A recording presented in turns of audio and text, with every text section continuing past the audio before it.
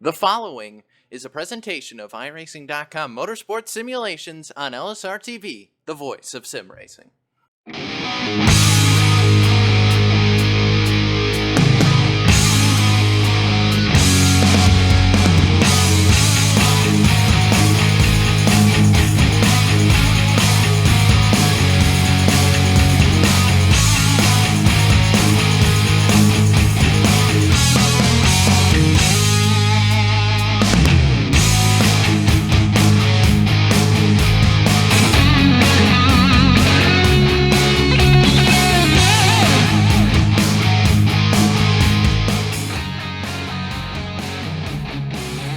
Good evening, race fans, and welcome to the next round of the Superspeedway Cup Series here on LSRTV. Join me, myself, Rachel Whiteford, and I. Yep, that was backwards, but we're here tonight for coverage of round number 7 here at Daytona under the lights.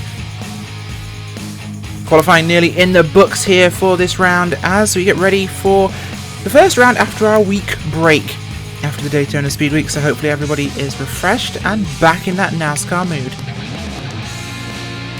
Qualifying actually has just started, I believe, so we'll be getting those numbers in as they come for you.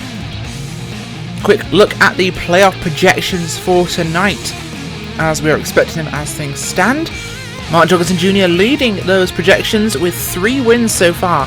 Derek Walker in second with 1. And Brandon Chaburko with 1, who is minus 71 points back, but locked into third as one of only 3 winners so far. Behind them in points we have Corey Henry, Paul Servant, we have Andrew Berger, and Rodney Warford. That's your top 4. Rod Flag in 5th in those points overall, so things looking tight as far as the points stand. Welcome if you are joining us here live as we get ready for, of course, this round. Qualifying in the books now as we're getting ready for this one. Looking for our first time to be set, as no one has actually got one in yet. We'll be seeing those coming in shortly, but, well, it's certainly been interesting. We'll hope this round will be as exciting as it was for actual Speed Weeks to 500. Some controversy there, but, well, a lot of action as always in Super Speedway Cup.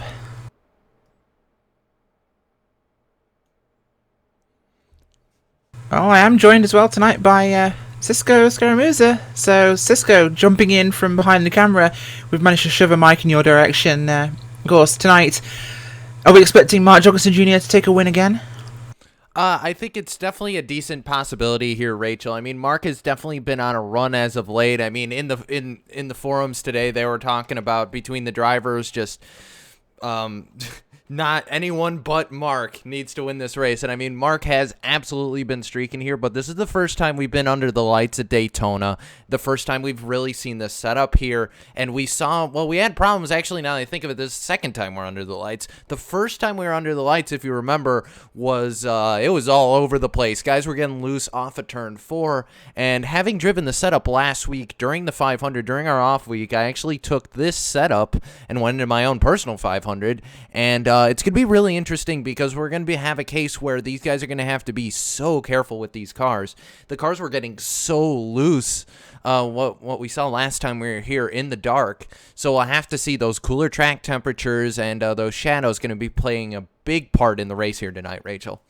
I believe, Cisco, that was the race. We had a lot of incidents in turn number 1 as well, yes. I believe. That was every 8 laps. We could almost time it specifically. Of course, we had the issue where a car not leading on the top lane was losing front grip, the front end going away, and that was something we saw with those cars. Perhaps we might see that again tonight. It's the same track conditions. In fact, we look at those track conditions. It is partly cloudy with 78 degrees Fahrenheit with identical track temperature, wind 2 miles from the north. Humidity, about 55%, so it's fairly even for Florida at this time of year. But Cisco, identical conditions, identical cars.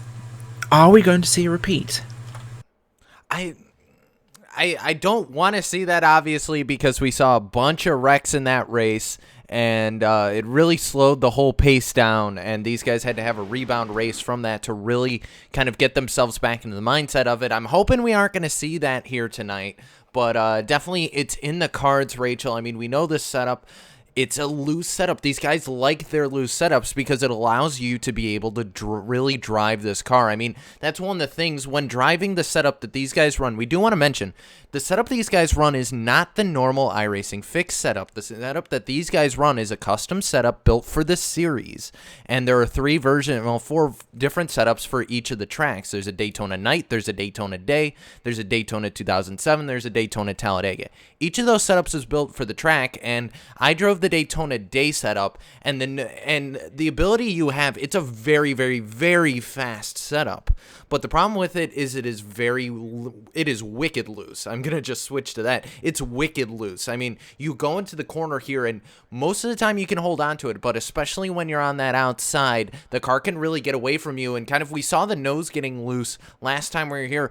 If the setup's anything like how the Day setup is, I'm not sure if we're going to see it this time, because the nose is... the way the nose is set to the ground, it's basically about as close as you can get without cutting into the track. And as qualifying wraps up here, I think that's going to be key here. I hope these guys are going to have a lot more front grip than what we saw last time. Absolutely right. And one thing we heard from some of the more experienced drivers like Mark Jorgensen Jr. himself was that, well, it all depended on how you drive the car. If you let the car turn itself, less problems. If you try to drive too hard, the car does bite you. So with that in mind, who's been driving the car right tonight will go through your qualifying grid. Yeah, starting on pole is going to be... Oh, sorry, go ahead. We're both going for the pole time this time, so it's a tight one at the front, as Rodney Warford will take the front row on the inside of that starting pole position. Alongside him, Paul Servant. Second row will be Rod Flagg and Mark Jorgensen Jr. on the outside. Derek Walker and Ray Renau second in the third row. Chris Bassini and Casey Malone in row number 4. And row number 5 will be Jason Altmans and Andrew Berger. Starting in row number 6 is going to be Garrett Atwell in that number 4 car. He's looking for a good run tonight. Glenn Hedrick is going to start 12th. 13th going to go to Roger Buff, newcomer of the series here tonight. 14th going to go to Frank Basilia the third. 15th to Ramon Evans. 16th to Corey Henry, who's on the bubble with the way in tonight. Well, actually, no, he's leading the points. Hold on. I'm going to look back. Shane McKeach, he's on the bubble. And looking to try and break into the top 15 in points tonight. He's 17th. 18th is going to be Kelly Dahl. 19th going to go to Dwayne Cooper. And 20th to Scott Warren. So yes, row number 11 will be Brandon Cruz Monsivais, and alongside him, Dan Harrington. Row number 12, Daniel Holloway, Joel Wood. 13, Gary Champion and Dominic Dyball. And we have, bringing up the rear of this one, row number 14, Justin Levine and Tom Drelling. Roger Stewart, Tommy Hall, Kyle Manger, Dana Osborne, and Larry Camp, rounding at your field of 33 for tonight's race, Cisco. They're about to roll off the pit road now to start tonight's 100-lap race.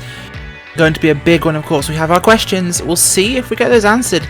But who is your pick tonight? Is it going to be the old favourites, or are we looking for a new hero? Well, I mean, definitely the favorite when we come to Daytona is always going to be that number 7 of Rodney Wofford, our pole sitter here tonight, as we take a look at our track information for tonight. Doesn't really change much from week to week, but Daytona International Speedway, 1959, 2.5 miles, 31 degrees banking, 55 miles an hour is your speed, pit speed. But the one guy I did want to take note of, Rachel, I saw him in the field tonight, starting all the way in the back, is that number 25 car of Kyle Manger. He's actually going to start from pit road here, so an interesting choice for the 25, unless he's just waiting to start in the back of the pack. But that's a driver who is going to be a teammate to, I'm going to double check the entries in here and see if he's in the race tonight. No, he isn't, but he was a former teammate of Seth the Virgin Christian Peterson out of that 6th-man stable.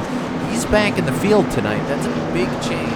And I can see that the 6-man motorsports guys are really, they're testing the waters for this series. And it's going to be interesting to see if those guys actually do make a return, or if they're just testing the waters and they're maybe not going to run a full time. But those guys always a threat here when they come to the plate tracks. They certainly are. One name we have not in the field tonight who is always a threat is Brandon Chaburko. No sign of that 22 machine as we head through turns number 3 and 4 here at Daytona. A little safer, huh? So yes, everyone is in fact a little safer. We're not going to have Chaburko time, which is definitely a relief, I think, to some of these guys, especially up towards the front of the field as he gets his way up there. Pace car will take that long left-hand turn to pit road now as the field will be under the command of Rodney Wofford. Green flag will wave. We're racing here in round number 7 under the lights at Daytona. start for both sides run, Rachel, as they head down towards turn 1 right here. The outside's actually getting a decent run. Paul Servant on that outside. He's going to pull the number 88 of Jorgensen with him. 2 Chevrolets up to the top side and 2 on the bottom as well, as Altman's is going to get a little squirrely back in the pack in that Monster Energy machine as they come out at turn 2 right now. That bottom side, though, is really formed up. They're going to try and make a run right now in the lead. There certainly are. In fact, we have Chevys for the front. 10 cars, I think, as it's looking right now. The Chevrolet's very fast tonight. We'll keep our eyes on that, of course, as we go through this one. But big push by Jorgensen Jr. there on the starting run of this lap. He knows getting to the front is imperative early on. You have to push hard. 3 of Paul Servant not quite getting shoved to the front as he wanted, but on the low side. Look at that, Cisco. We have at least 3 of the Dark Horse machines in their usual place towards the front. The 10 in between them of Rod Flag. But there's a lot of teammates splitting the teammates of the likes of Jorgensen Jr. And I think this is, I'm pretty sure you could stitch together every single race we've done of this season, and you could say the same thing. Dark Horse teaming up early, trying to get together with their teammates, and you see the 20 down on the bottom. Different colors here tonight for Chris Passini, but Derek Walker, easy to pick him out in that number 20 bright pink Puma machine. But just keep an eye on him. Got the teammate behind him in that one, a Chris Passini. But a little bit different of a story up front. Rodney Wofford also in a new car tonight out of that stable. But Paul Servant, who's traditionally been very good at qualifying, he's actually sticking up front for right now. So we'll have to see if that carries on through the rest of the race. We certainly will. As a big push by Jorgensen Jr. The 3 of Savant gets a good shove forwards. Will he pull clear and drop down in front of Wofford? That's what we'll have to look at as they head towards turn number 3. And he holds himself high with Jorgensen Jr. He knows it's time to make those friends, Cisco. Not to break the friendships too early. He's lost his chance to drop down to the lead and secure that spot, but he's definitely secured a friend here in Jorgensen Jr. For now, anyway. I mean, Jorgensen Jr. looking around. I'm not seeing a whole lot of friends for him. He's got friends a couple cars back in that 92 in Casey Malone, the 24. And Andrew Berger is right now are going to make contact with the side. And the number 7, Rodney Wofford, he's going to hold on to it there. Head way up the track as they come out of turn 2. A little bit of contact there. The 87 machine, though, hard up in the outside wall. He's going to get shuffled to that 3rd lane. Meanwhile, Battlefield. Certainly is. We're another second there involved in an incident. It's too wide for the lead here as it's I believe Jorgensen Jr. there in the 88 machine, side by side with the 3, the 7 behind him of Rodney Wofford getting involved. Rod Flag trapped below on the low side. Here comes the 20 and the 1 of Passini, joined also by the 92 car there of Casey Malone getting up there with the 24 car. Andrew Berger, he wants to be involved in this one. Big, strong, 2-wide racing early on here, Cisco. Bit of a break from normal. We're seeing a real push by these guys. Keep this tight early on. Yeah, and no stages to worry about for these guys, so they're just going hard early, but we're not really surprised. This is the MO of Superspeedway Cup, and I do want to point out a newcomer up to the front we're seeing right now as the pack's kind of accordion back together. That 71 is doing a very good job in his first outing. Roger Buff in that 71 machine, the red and gray one you're looking at center of your screen. It's a brand new entry to the series, and it looks like he's already found a friend in that number 21 of Glenn Hedrick. Meanwhile, battle continuing for the lead with Art Jorgensen on your outside. Jorgensen Jr. doing his best to push forwards, but now pushed by Derek Walker, one of our other winners so far this season. And Walker pushing Jorgensen Jr. towards the sharp end. Can he get clear of Paul Savant on the bottom? They're not going to do it just yet, as they're 2 wide, 2 deep here. In fact, 2 wide, 3 deep at the moment, Cisco. Racing at the front, the side draft being really utilised here, but behind his top 10 or so, we are single file behind them all the way towards the back. Everyone wanting to run a little bit quieter in this one tonight. We have a drop backpack even here tonight. Daniel Holloway, the 26, leading that group with the 29 car. Tommy Hall, Gary Champion, Justin Devine, Roger Stewart, Larry Camp. Actually has dropped off the back here already. That Castrol GTX 33 machine. Kyle Manger also dropped back. Dinner Osborne also on their own, so some early drop-offs. Some drop backpacks. Perhaps expecting problems tonight, but really it's our top 10 or so. Really the 21 car of Hendrick, who's back in 14th, the last of those 2 wide cars. Wide action back in the pack. In fact, a little bit more as the cars scatter here down the backstretch. He's getting very excitable as we run down that huge wide backstretch here. Turning up into turn number 3, as now the traffic looking a little excitable. We are going to have a problem tonight, Cisco, of course. We talked about an 8-lap run with too wide traffic, and of course it's always not the first car in the lane, it's further back in that pack, and we have a big outside lane here. We're heading into danger zone territory to see if we have a repeat of those problems. And I'm noticing there's cars getting loose out of the corner, Rachel, and it's a little odd. But we're on board with the number 20, Derek Walker, right now as he goes to the inside, trying to get to the inside of Rod Flag. He's going to get cut off by that Lyco Chevrolet, or Pontiac, rather. But the 7 to the outside, Rodney Wofford, all by himself there, looking for his teammate. But Derek Walker doesn't really have much to do, is stuck on that inside, but he's got help. And then number 1 of Chris Bassini is up on the high side, trying to help out his teammate. Meanwhile, teammates finding themselves, the 92 and 24. They've kind of shuffled back in that top lane right now, trying to get to the front, but they just aren't moving anywhere. Certainly are not, as it's the 88, the 3. On the front row here is a big push by the 7 of Warford to the back of Savant's car as they're going to try and make a run forwards. Treacherous turn number 1 once again for these guys. We'll keep our eyes on this one as it develops. We'll see if we have any more issues, but the guys here at the front, Cisco, very experienced drivers. We're not seeing perhaps that overdriving that caused some of those issues we had last time by, but this pack not able to really break away. We're not seeing them settle down either. Maybe this is a testing phase. These guys know each other well, but they still like to feel the water every week, see how things run early on. We see a lot of really hard racing at the start. Things calm down for like the mid 25 to 40 laps. Then we go back, exciting racing again, but right now it's patient but also aggressive. Yeah, and I mean, like I said, that's kind of the MOs. We saw a little bit of lap traffic coming up. That's going to be a challenge for these guys when they come out of the corner here. We're going to jump on. Oh, actually, no, that car's spinning out. Caution's going to be out, and oh my, 24 is around. Big wreck behind, and it looks like the lap car of Dana Osborne might have been the trigger for that carnage behind. I don't know what to say. We're going to have to take a look at the replay. We are going to have a quick look at what's happening here at the front of your field. And it's a lapped car on their own. It is, in fact, Dana Osborne having a solo incident. We'll get a replay up for you. Osborne coming down the front stretch on their own, grabs the apron, loses the back end. So solo car incident, catches the apron. How? I do not know. Comes back up the track, as you'll see there on the replay.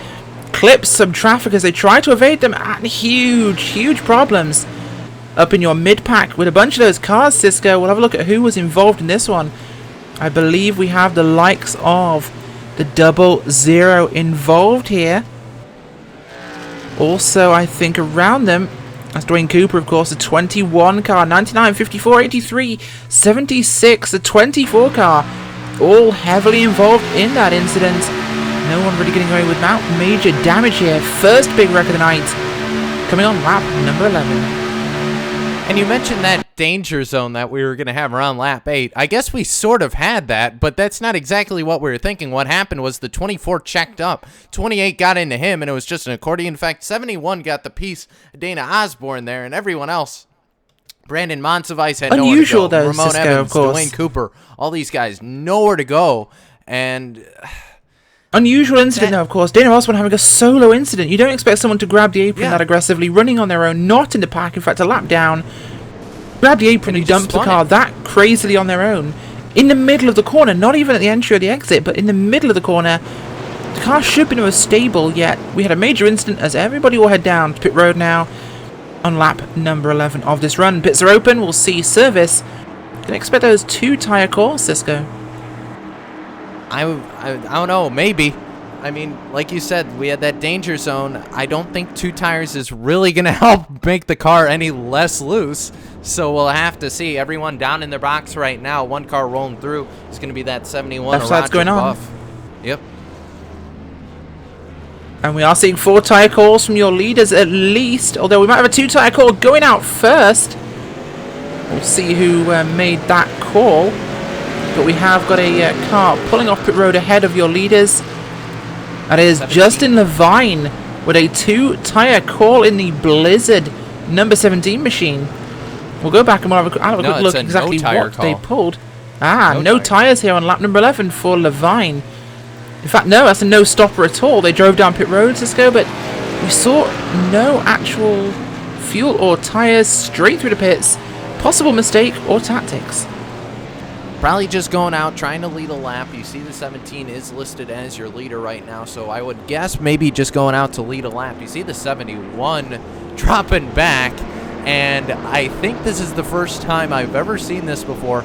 I'm pretty sure the 71 went to roll through pit road, and I think he might have sped accidentally, so he's going to go to the back, and maybe a tactic to lead a lap there just backfired for the number 71 above. He's dropping back. Cars are past him. Yeah, I think he sped on pit road. That would explain absolutely everything for this one. As looks like Mark Jorgensen Jr. will likely be our leader when we head back to the green flag here in that nationwide Exalta Chevrolet. Ahead of the Oreo number 3 as 17 does come back down pit road there. The Vine and that Blizzard entry heading down pit road for service this time by. Let's see how the field stacks up here. It's going to be Mark Jorgensen Jr., Paul Savant, Rodney Warford, Rod Flagg, Derek Walker, Casey Malone, Chris Persini with Jason Altmans, Frank Basilia III, and Garrett Atwell, your top 10. Cisco, we got past our, should we say, the looseness into turn 1 incident. We had a solo car problem. We've had that big aggressive test to start the race that we always see. Do we see a calm run this time by? I mean, as calm as these guys usually are, but I mean, you know, we don't have the 22 out there, so that's one bullet you could basically throw out right now. It's an interesting thing because Cheburko, I mean, we talk about it all the time. He's the guy to go to the 3 wide. He's the guy who initiates that. He's not here, as my voice immediately cracks, but he's not here, and that means someone else is going to have to be that guy. They're going to have to go to the outside and start making moves, because otherwise everyone's just going to be running the 2 lanes. Cheburko's the first one who really makes that third line work, and I don't know if it's just out of sheer hope or talent or ballsiness, but either way, there's not that in the field tonight. Someone else is going to have to be that guy to test the outside. We'll just have to see who it's going to be. We certainly will, as we'll get back to green flag racing very, very shortly, as this field will sort itself out. 2 drivers scored a lap down or more at the moment. Andrew Berger, the 24 car, scored 1 lap down after losing his engine in that incident on lap number 10. Dino Osborne, the car heavily involved that started it, also losing an engine there in the play seat number 8. Will be, of course, scored 2 laps down. Not a great start to this one, Cisco, as, of course, Osborne has been a major contender, a definite performer here, and well, as more cars come down pit road to top off at this stage for fuel. Interesting call by some of our rear runners in this field. We've got a couple of guys taking some tyres. Mostly it's just fuel stops. Popping those tanks for the run, expecting a long green. And it's kind of the rear side of the pack, so I mean, why not? I mean, you're in the back, you know, it's probably going to be a case you're not going to gain a whole lot out there, so why not take that advantage, maybe have to take a little less gas when you come down pit road, make it up later. So if you're in the back, I mean, why not? But either way, you know, we're looking back towards the field, kind of Daniel Holloway area is where kind of the guys start who came down pit road. You see the 17 of Levine, and also the 99 of Kelly Dahl, who already had to use his fast repair. A bunch of guys back here had to use their fast repair. The 17, the 21, the 54, the 83, all those guys, that fast repair is gone. That backup car is gone, Rachel. They have to be very careful from here and make sure they don't tear up that race car one more time, or else they're going to be in big issues. Certainly is, of course, as we'll get those cars 2 wide now, running through 3 and 4 as we get set to kick off our second run of the night. Pace car will duck off to pit road as the field under command of Jorgensen Jr. this time by. Savant on the outside. Your pole sitter Rodney Warford sitting behind Jorgensen Jr. in 3rd.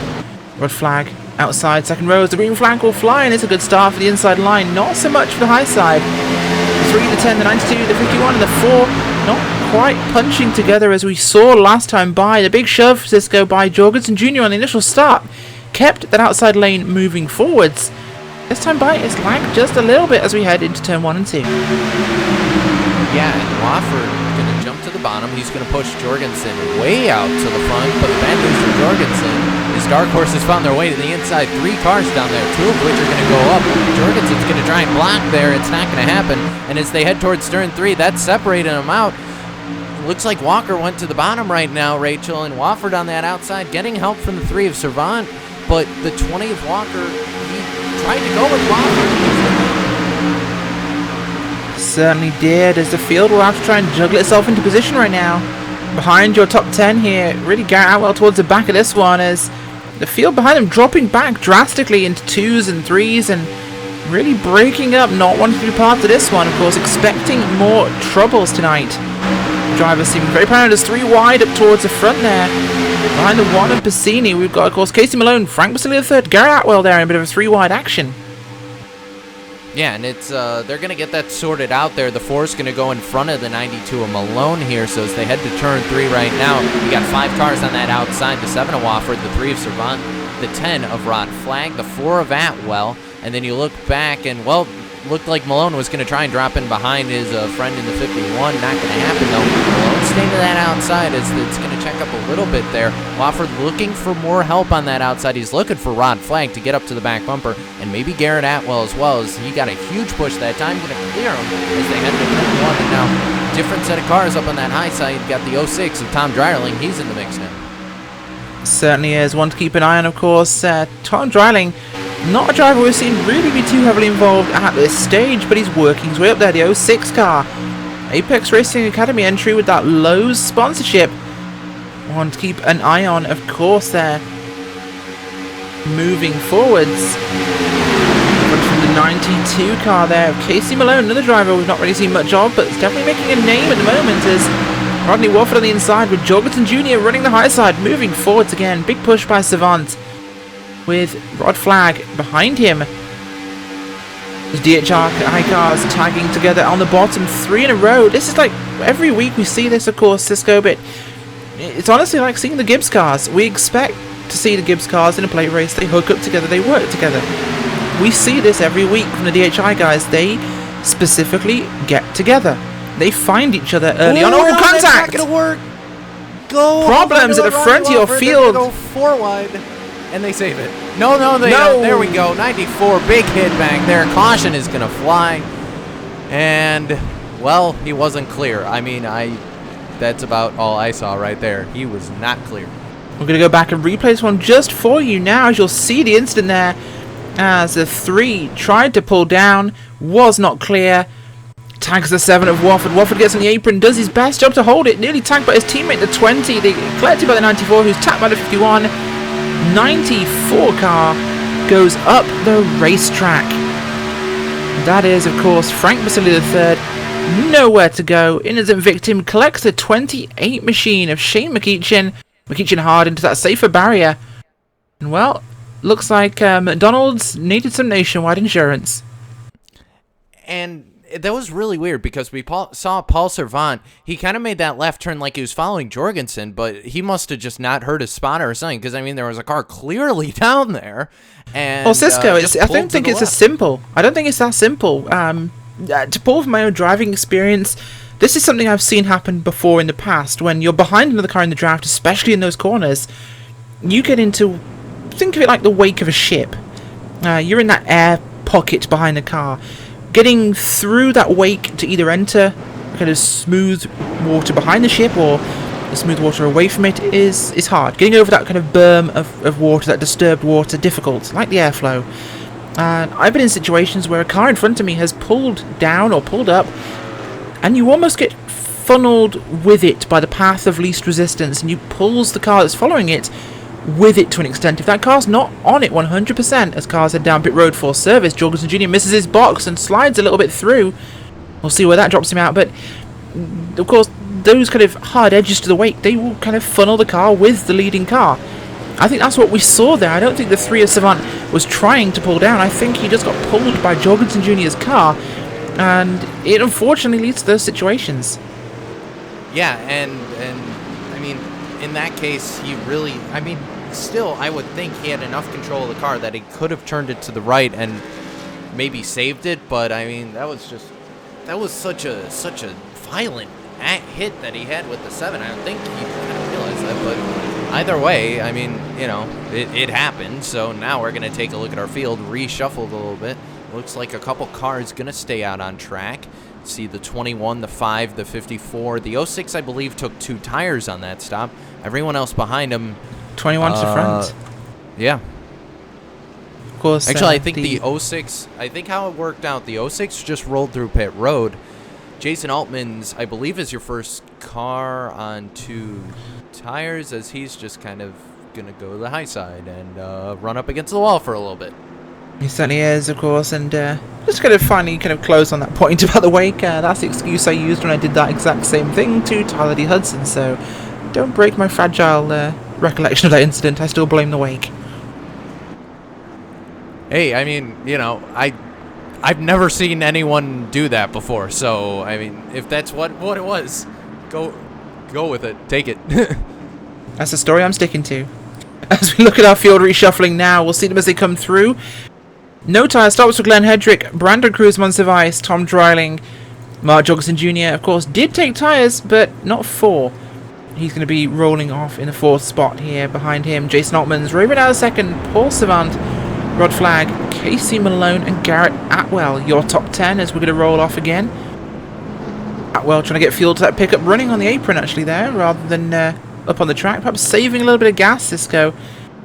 Just wanted to run that car a little bit differently in a moment.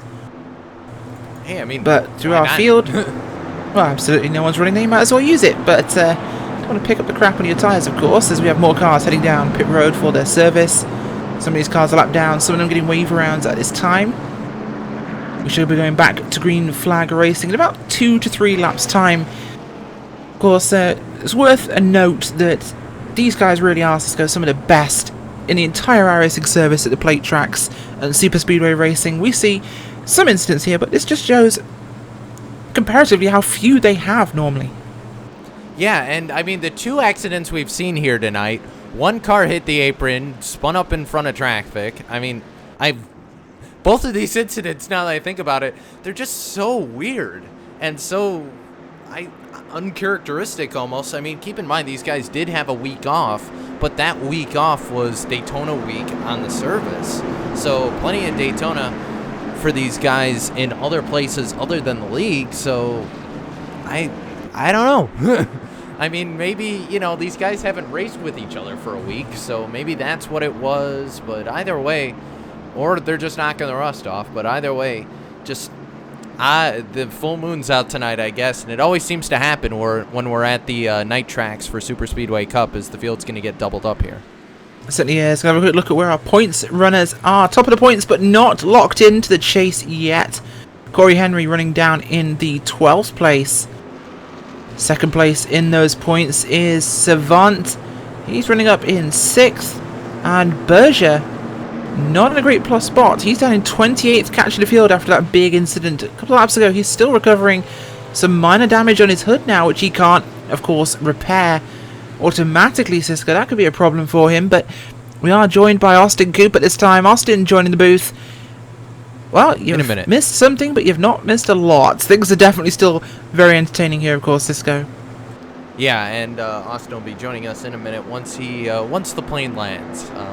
He'll let us know that he's flying in. He had to fly in all the way from Kansas City to get here, so we're just waiting him to arrive at the airport. You can see, actually, the plane, I think, will land behind in the shots here, so he'll get over to the booth. At least he's showing up, unlike, of course, Evan Bazoko, who's off playing with monster trucks again, which is his favourite Friday pastime. Guys, he doesn't love the Superspeedway Cup the same way we do here at LSRTV. Evan, he's just here for your glory. He'd rather play with monster trucks in the mud. We all know the truth. Field's doubled up as we head through. Because I like my job. You do, but you also have the same share as he does. So we'll move forwards on the field as they head through turn 4 now. Pace car will pull off. Field at the command of Glenn Hedrick. Front a few cars not stopped for fuel or tyres here, so could be an interesting restart. We'll keep our eyes on this one as it goes. Austin Coop now with us in the booth as we're going to go green flag. And the 3 messes up his start. Very bunched up start now with the old tyres for the front 2 rows. Yeah, that looks like a little bit of mischief right there on the outside line from that number 3 car. Don't see that from Paul Servant very often, but definitely going to be able to get his car getting a little bit of a push from behind. He's going to get that number Looks like 92 car behind him. That's Casey Malone. Give him a nice shot and get him down to the bottom groove. And so he's not doing a bad off at that moment, but definitely lost a lot of spots there on the start. Certainly is, of course. There's a big move to the outside with the 06 car there of Tom Drayling. A 54 car of Monster Vice pushing him. This could make things interesting. We're going to see a new leader for the first time. First time on the points board for Drayling. Inside Glenn Hedrick, who will make it to the line first. It's going to be 3 wide, running to the start finish line. Boys, this is not lap 99. A little bit early for this sort of action, as the 54 car will drop back a little bit. Monster Vice getting a little excited there as Drayling gets a little close to 51 of Altman's. Things just heating up a little more than we might have expected at this stage.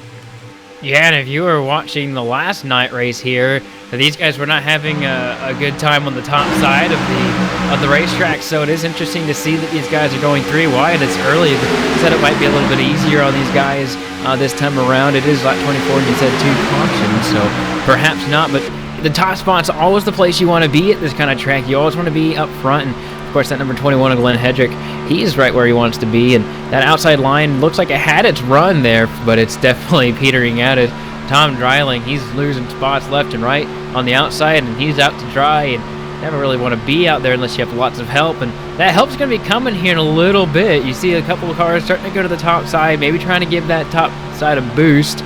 You know, you can never go wrong going behind Mark Jorgensen Jr. Has won a lot of races lately in this series. And you're going to see that push to the outside. Look at the 12 or the 10.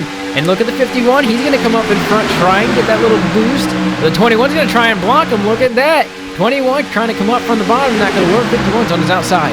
It certainly is. And well, can that 51 car go to the front there? Oh, Hedrick to the inside. Hedrick goes across the grass. Can he get his car slowed down? Oh no, could we have a huge problem? He saves it. Impressive run there. We're going to get you a replay of that crazy action as Glenn Hedrick turns Daytona into a rallycross. We're talking about Evan Pasoko playing with monster trucks. They play in the mud, and looks like Glenn Hedrick wanted to do the same thing as he got a punt there from Garrett Atwell going into the tri-oval, and he manages to collect that car, straightens it up, rejoins the track, and that was impressive. Impressive? Not the most, but he definitely mowed the grass there in the tri-oval, and I'd say it's a little bit of a push and went too wrong there, and he's definitely not in a good position. Went across the grass and definitely did a good job hanging on to that thing. But when you lose the draft, as everybody knows here at this look at the front. We've got 3 wide action. Track. Sorry, gonna have to cut you off there, Austin, but it's 12 on the bottom, 6 on the top, and the 88 in the middle for the third row. In fact, we've got a pyramid there. 4 out front, 2 behind him, 3 behind them, as they're going to split them 3 wide for the lead. The 10 of Rod Flag goes high. The 51 of Ottman's goes low. Atwell in the middle on his own. 3 wide, 2 deep here at Daytona into turn 3. This is why these guys are the best in sim racing at this sort of racing.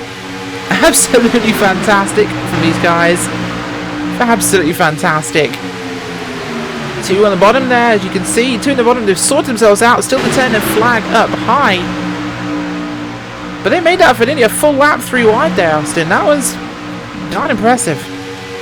Yeah, and like you said, it is early for these guys, but they are able to hold it a little bit more. It seems like these cars have really been a little bit easier to manage as they're going to the corner. Look at the 12 car. He's been up and down all over the track. Corey Henry looking at him, but 3 wide down the backstretch, 3 rows deep almost. So I guess you could say 2.5.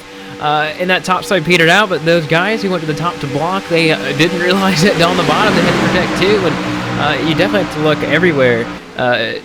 All the time when you're the leader or anybody in a position that would be compromised, and that's happened to a lot of those drivers, and they settle it out. I would not be surprised if we saw that again, Rachel. That's so common in these flight tracks to play those mind games, and it's like a huge chess game that it gets said so often. It's almost like a chess game, and where you are, you just have to position yourself, and once you make a move, you kind of have to stick with it. You certainly do, as the front will sort itself out and calm down. 3 black cars to the front, actually, and it's a Ford, a Chevy, and a Toyota, actually. We've got 51 of Altman's, we've got Atwell, and the 12 of Corey Henry. Your points leader goes towards the front now. But a big run by Altman's on the bottom. The 24 car going with him of Andrew Berger there. two behind him with Jorgensen Jr. on the higher side. We've got some very, very aggressive 2-wide racing here, of course, Austin, as, yeah, you'd think this was the final 10 laps or so. Lap number 30 here of 100, and they've not stopped racing hard yet. These guys have come off their week break, all cylinders firing. Yeah, and speaking about how these cars are running, looking at the 51, he's really in a good position for him. He's on the bottom. He's got a lot of front end damage that 51 does, so being out front, you're going to see a lap car coming right in front of these guys. They're going to have to really maneuver around it, but that 51 is not as aerodynamically superior as everyone else out there in the field. He's a lot of front end damage. A couple of these guys do, just from bumping. So definitely have to take a look at that on some of these cars. Look at the 51. The 24 Berger also has a little bit of front end damage. So early on in the goings, these guys have a little bit of damage. They're not going to be able to push as much as they want to. And they're also not going to be able to go drafting as much as they would like to, or cut through the air as they're supposed to.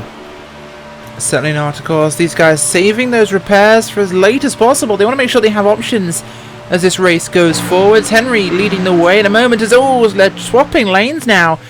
Trying to decide what's going on as 0-0 checks up there, nearly causing a bit of a moment as it's too wide with a look to the high side by the one of Bassini and that Whelan Chevrolet as they look forwards into turn 3. Jorgensen Jr. trying to sight some options for himself as a lot of lane changing going on here, Austin. These guys definitely testing the water. Yeah, they're getting a little bit tempting with just like you said, testing the waters. I think a little bit more than they're used to this early in a race. 30 laps into a 100-lap race, 30% of the way through, and these guys are going a little bit higher in the corners than you're used to at a Superspeedway. You typically see these guys try and pinch off these guys down to the bottom at the exits of the corners, the entrances of the corners, but they're not doing that much, and possibly that's going to be it. 03 wide right there in the back straightaway for the lead. Look at the 51. Holy cow. Jason Altman, he's going to get a little bit of support from behind from Jorgensen Jr. Also a good guy. You never want to have a bet against him because he's definitely going to probably beat you on it every time. Altman's going to definitely take the bottom away from the 12 of Henry, and look at that 88 all the way back to second again. Certainly is. This thing's getting very raucous here at the front of the Superspeedway Cup field. Oh, it's problems! Oh, Berger's around!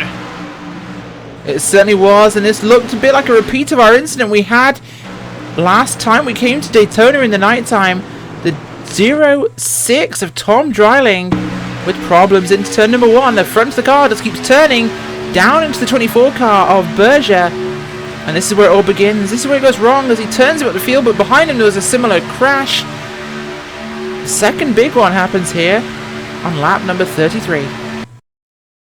Wow, that looks almost exactly like we saw last time we were here like this. The thing is that 06 definitely did not get the worst of it. Berger just went straight into the outside wall, and if he doesn't have a quick repair left, which it looks like he probably did based on the damage he already had sustained, that would have been detrimental. So we're definitely got to look at that and see if he actually gets back out there. But definitely not what you wanted to see from any of these guys, especially that 24 car. Certainly was, as these field are going to get themselves sorted out now and filter through. We'll see what we can do for these guys, and we will take a short commercial break. We'll be back before the drop of the green flag, so please stay tuned. We'll be there in a second.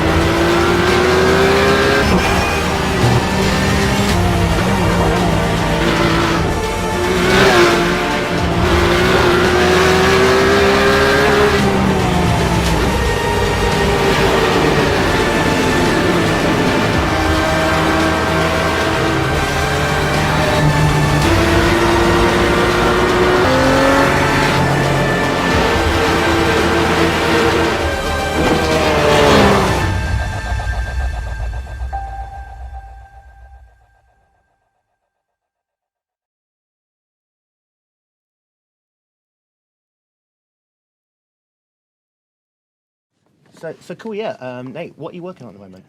So I'm working on the animation for the game. We're working on getting pit crews fully developed, and that involves a lot of moving parts. So I'm going in and making sure that each moving part can dovetail smoothly into the next one, so that when you pull in for a pit stop, it looks like the real thing, as opposed to a bunch of jumbled pieces that suddenly stop and then go and stuff like that.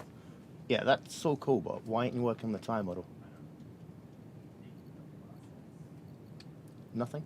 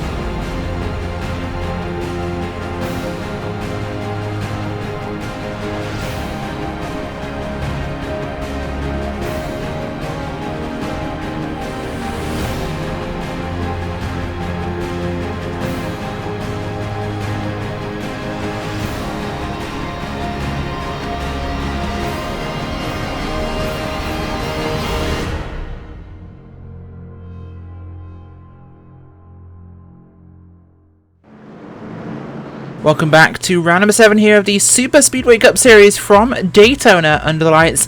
Rachel Whiteford and Austin Coop joining you in the booth under caution here on lap 37 of 100. It's been a tumultuous first half, Coop, and well, things are set to carry on that way as we've had our second big one of the evening, and these guys don't look like they're going to calm down as we too wide before we get ready to go back to green. Yeah, as we go through the corners here, we do want to give a big shout out to Joel Real Timing, and all the coverage for the Super Speedway Cup Series is brought to you by Joel Real Timing, the official timing software of LSRTV. Get it today at joel-real-timing.com, and to be quite frank about what the service gives you, it actually helps us out here at the here in the broadcast booth give all the times and all the pit stops. So make sure that we have all the timings and everything correct here, and give it to you here at folks at home. So make sure you guys check them out at Joel Real Timing. Absolutely, we all use it here at LSRTV. It's absolutely fantastic software, highly recommended for iRacers to use. Really simple and really a big advantage, especially when you're in a race. You can see how long your pit stop's taking, other people's. Fantastic stuff. Well, the field heads out of turn number 4 now. Gonna get back to green flag racing. Scott Warren on the front row alongside Jason Altmans with Roger Buff, Tommy Hall, Mark Jorgensen Jr., Corey Henry, Chris Bassini, Garrett Atwell, Tom Dryling, and Casey Malone, your top 10. Some no stoppers, some tyres, 2 tyres, and some fuel only towards the front as we get ready to take that green flag once again. Scott Warren qualified 20th, he's up there now. Tommy Hall qualified 30th, he's up at the front in the 4th place. Green flag will fly. It's a good start towards the front, although 71's moving a lot as he's given a big push by Jorgensen Jr. Mark wanted to go Austin, he wanted to go, and the 71 wasn't quite on the same hymn sheet. When doesn't the 88 want to go? That 88's always on a rail, always going to the front. I mean, if you don't see that 88 towards the front, he's either wrecked out or it's been moved out of the way in some way, shape, or form or fashion. Look at that 51, almost cut down on the nose on him. And Jorgensen's basically out by himself. Look at the 51 come down to pick him up. And look at the 71. He's picked up the lead for just a little bit. Not going to have it through the corners. That 76 can prevail on the bottom, as it always typically does here in the first lap or so. And the 29, Tommy Hall, he's got himself up in the top 5 now. Once again, he started in 30th, and he's all the way back up into that top 5, I should say. And that car has a little bit of damage on the front end, but it's still trucking. So keep going on that 29 Goodwrench machine as they're going side by side out in the corners. They certainly are, and just imagine how crazy this race would be if we had the one, the only 22 driver of Brandon Chaburko in this one as the 4 jumps up towards the top. As looks like a move by the 51 of Altmans and the 88 of Jorgensen Jr.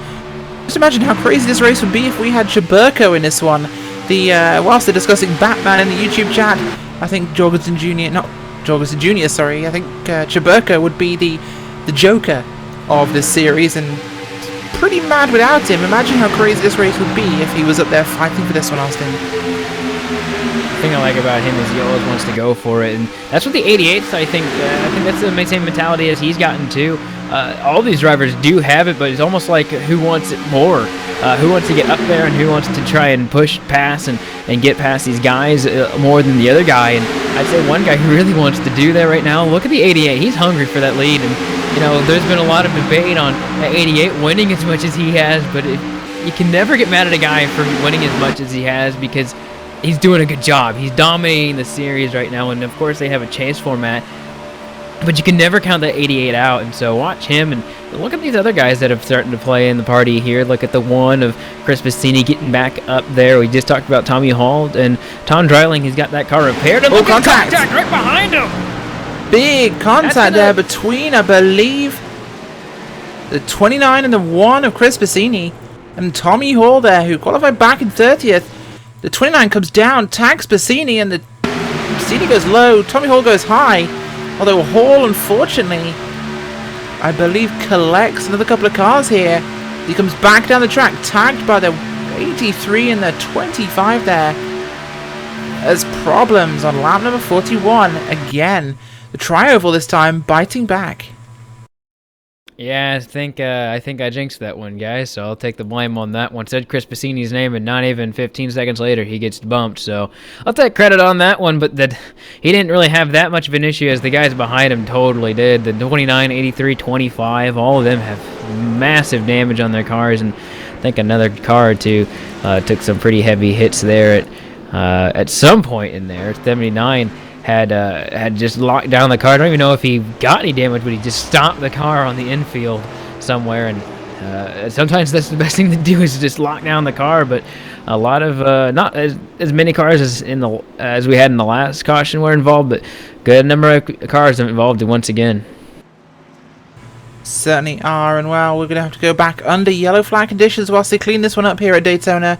Things not going the way they'd want, as Tommy Hall's engine has given up. That car will have to struggle his way back towards pit road. A couple of others also injured. Ramon Evans damaged there. There was one further back. Justin Levine is still running, so that's not going to be a problem for him, but this is really shaking things up. Jason Altman's out front, Jorgensen Jr., Garrett Atwell, Scott Warren, Roger Buff, Tom Dreiling. That's really shaking up our top end of your field here, Austin. As well, back under caution. We're going to see if you guys pop down for tyres and fuel, possibly, but just bit of a mess. Yeah, this is another quick caution that we had. Last one was a little bit longer. It was, I think, one of the longer green flags that we have. And these guys are just trying to do everything they can to get up towards the front. And sadly, for some of these guys, they're getting too close in the corners and on the tri-oval too. As we're seeing pit stops starting to occur, we might get a word from one of our LSRTV commentators that's actually in the race, Kelly Dahl, who has decided to run full time in the Superspeedway Cup Series, and might get a little bit of an opinion from him. But yeah, these guys are just definitely being really aggressive here. We can't really say it's going to be the setup as we did last night race. These guys are just racing just really too close, and it's starting to really play as a common characteristic here today. Certainly is, and hopefully we'll try and get a chat with Kelly Dahl in a few moments' time as this one goes forwards. But well, things have definitely shaken up here at Daytona.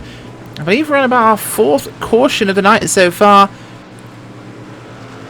I would be correct. 4 cautions as we're going so far. Kelly Dahl joining us here in the booth, I believe standing by with Austin. Kelly Dahl, Austin here in the booth. You got me? I hear you. You look like you're in 9th place when you came down pit road, and it's been a little bit of chaos out there. We've had 4 cautions and 43 laps, so I guess you could say every 10 laps you're going to be statistically having a caution. Of course, you can't think like that about it as a driver, but right now you're sitting in a good spot, and really you've had some bad luck this season so far. What's it going to be for that 99 to get up there towards the front and maybe get a win? It's definitely going to be hard. Right now I'm more focused on survival. We still have over half this race to go, and I've used my fast repair. I already took 56 seconds of damage earlier on, and thankfully was able to bang that out with a hammer, and it's still running good. I was able to get up to over 200 miles an hour on that last run, so really right now I just have to focus on keeping the race car clean and surviving these wrecks, because I know these guys definitely aren't done. Now, from up here in the booth, it just seems like a lot of really close action has been causing all these cautions. But from you, from your point of view in the car, has there been any particular reason that you think these cautions have been coming out, or do you think it's just hard racing for these guys? I think some people are just pushing a little too hard. I can't quite tell for sure. I've been trying to run the opening few laps of this race in the back, trying to stay out of this mess, but it hasn't quite worked out in my favor at all. I've been able to get through a few of these wrecks, but I don't really know for sure what's causing it. I think people are just pushing a little too hard, a little too early. Well, we'll let you get back to it in that Canadian Armed Forces car. Good luck out there. All right, thank you. Well, things have definitely been a bit interesting so far in this race, as we have got some, well, action building up on track. Going to be heading back to green, I believe, with about 53 laps or so. Doing a rough calculation in my head at the moment, Austin. Things certainly... 450. Sorry. Yeah, I had to kind of run that one through my brain. I was going to say 40-something because we're on lap 44, but no, if I actually know my arithmetic, it is 53 or 54 laps we're going to be looking at before we go back to green flag racing, or when we go back, I should say. Now you're even confusing me. Thank you. Definitely not trying to, as I think they're going to get to one to go next time by. We will be going back next time by. Jorgensen Jr. impatient to get going again as he's up there with Roger Buff on the front row. Let's take a look at some of these cars actually whilst we're waiting for this one here, Austin. Some very beautiful replicas of Monster Energy Cup cars, of course, in the field, but there are always some originals we see thrown into the mix, of course. Always some creative designs as well. I must say I love the 92's Golden Machine. Beautiful design, of course, we've seen there. Of course, we are going to have a giggle at the number 10 car. Look at Rod Flagg's car. Let's see what Rod Flagg's car actually says on the hood. We're going to try and get a camera shot of that for you. Anybody but Jorg. I'm guessing it's anybody but Mark Jorgensen Jr. he wants to win, with the 88 crossed out on the hood, so we know where his Pontiac Chevrolet's loyalties lie and who he wants to beat in every race, so of course we'll keep our eyes on that one. Some creative dank memery coming from the number 10 and the series administrator. Yeah, that guy's been just absolutely dominating the series. He's won so many races, I think 3 of the last 5, if not 4. When you win so much, it's almost easy to hate the guy because he's just winning so much. And so when you have a guy do that, definitely these guys are going to try and step up to the plate and do it by themselves. And you can see that number 10, he's in the 3rd position right there on the inside, or I'm sorry, I can't count, the 5th position on the inside row. So definitely look for that 10 to try and do something with that unique paint scheme on the roof, on the hood of that thing. as we'll get a couple other paint schemes, and we'll talk about them if we get out of the caution.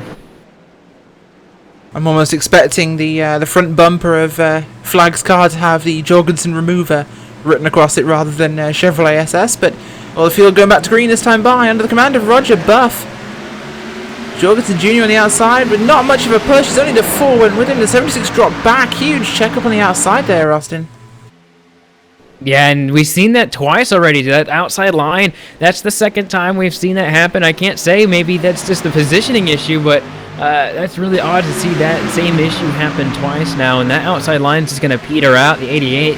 And look at that 10 car. He doesn't want to let him in. Look at the hood of that thing. He's not going to let Jorgensen Jr. down to the bottom. And that outside line definitely going to lose a little bit of power, but definitely looks like it's getting it back. Look at the 4 starting to push the 88 and the 51 on the outside. Bottom 2 versus 3, but the bottom has the shortest route to go. Outside does get the fastest run on the outside on the off the corners. So look, let's see that 88 push that 51 as hard as he can. Certainly is, of course, as the 51 moves forwards and drops down in front of Buff. Jorgensen Jr. could not go with him, of course. Atwell staying alongside the 10. 51 comes back up. Altman's going to try and pull forwards the car of Jorgensen Jr. No dice, has to drop back to defend that inside line, but feel a lot more spread out, Austin, than last time by. The last couple of runs. This could mean we might have a greener run, of course, as they're not quite as crazy, but oh, you big junk. Caution. You Problems. I jinxed it, Yeah, absolutely. huge. Green flag run, and they kill each other as, unfortunately, the 13 car, I believe the cause of this incident, as he comes up off the bottom and catches the 12 car there. Corey Henry wraps himself around the bumper, they both go in the wall. The 20 car caught, and many cars from the mid-pack backwards all involved in that one. Biggest loss of that one, of course, is the 20 of Derek Walker, who I believe has already used that fast repair. So a lot of cars here that were trying to ride safe are destroyed.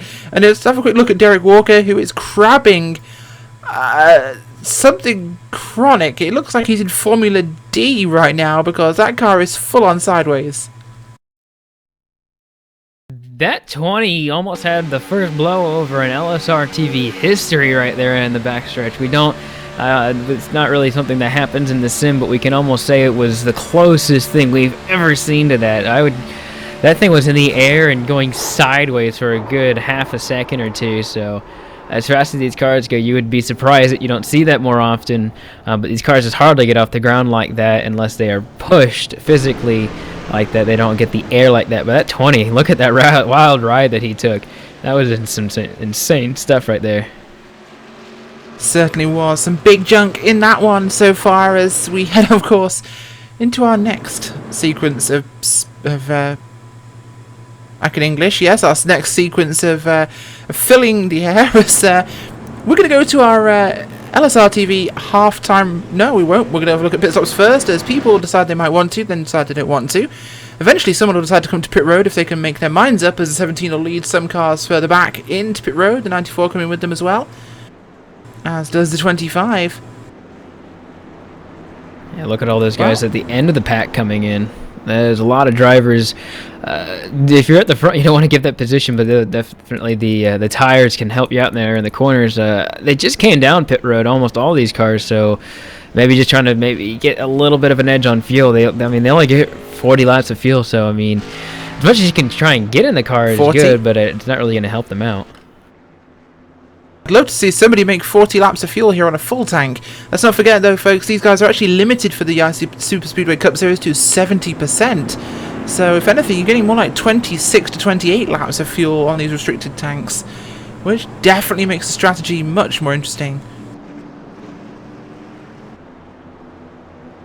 So it does. Well, we're going to be arriving at the halfway point, so it could be a good time, folks, to go through our mid-race break. We're about to cross the halfway point in tonight's race, so take a look at our iRacing midway race break.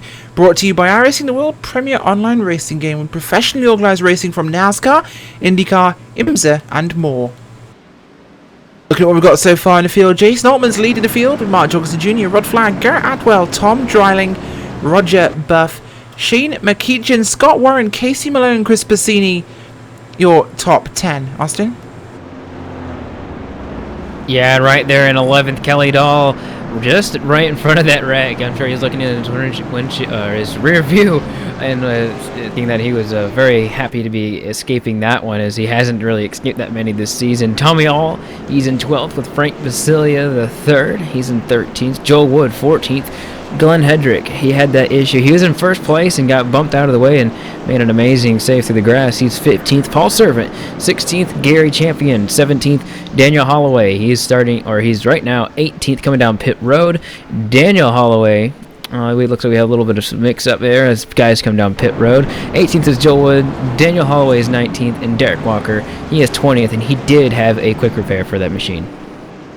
Certainly did. And well, we look behind those guys, of course, as we go from 20th backwards. Gary Champion, Grandam Cruz, Monsivice, Glenn Hedrick, roving out second. Dana Osborne back on the lead lap after being the cause of incident number 1.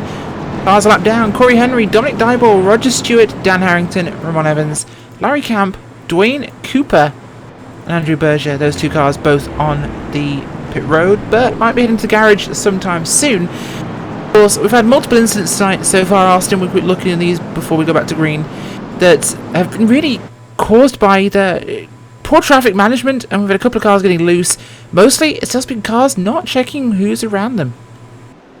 Yeah, these guys know how large their cars are, but it's perhaps they're not aware where the other cars on the track are, and that is exactly what happened right there. Is that just was not aware of where these guys are around them, and just pushing down too low on the exits of the corners, or pushing up too much. I guess you could say it's a little bit of both for both drivers on that one.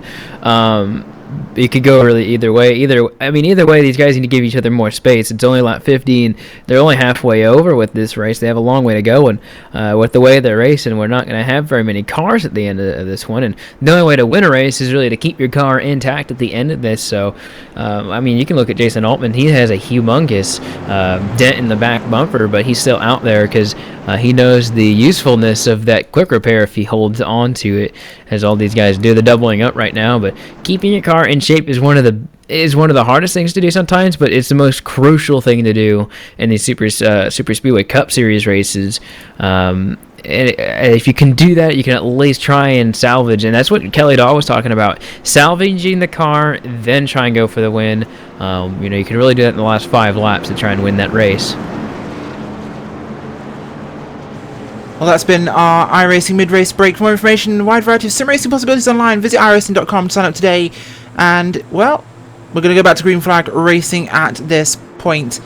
More on iRacing later, of course, as we head towards the backstretch. I thought I was turn number 3 from the camera angle. I was to get Austin, of course. Don't forget, check out iRacing.com if you want any more information. There's always great offers for new subscribers to the service, and what a fantastic place it is to race.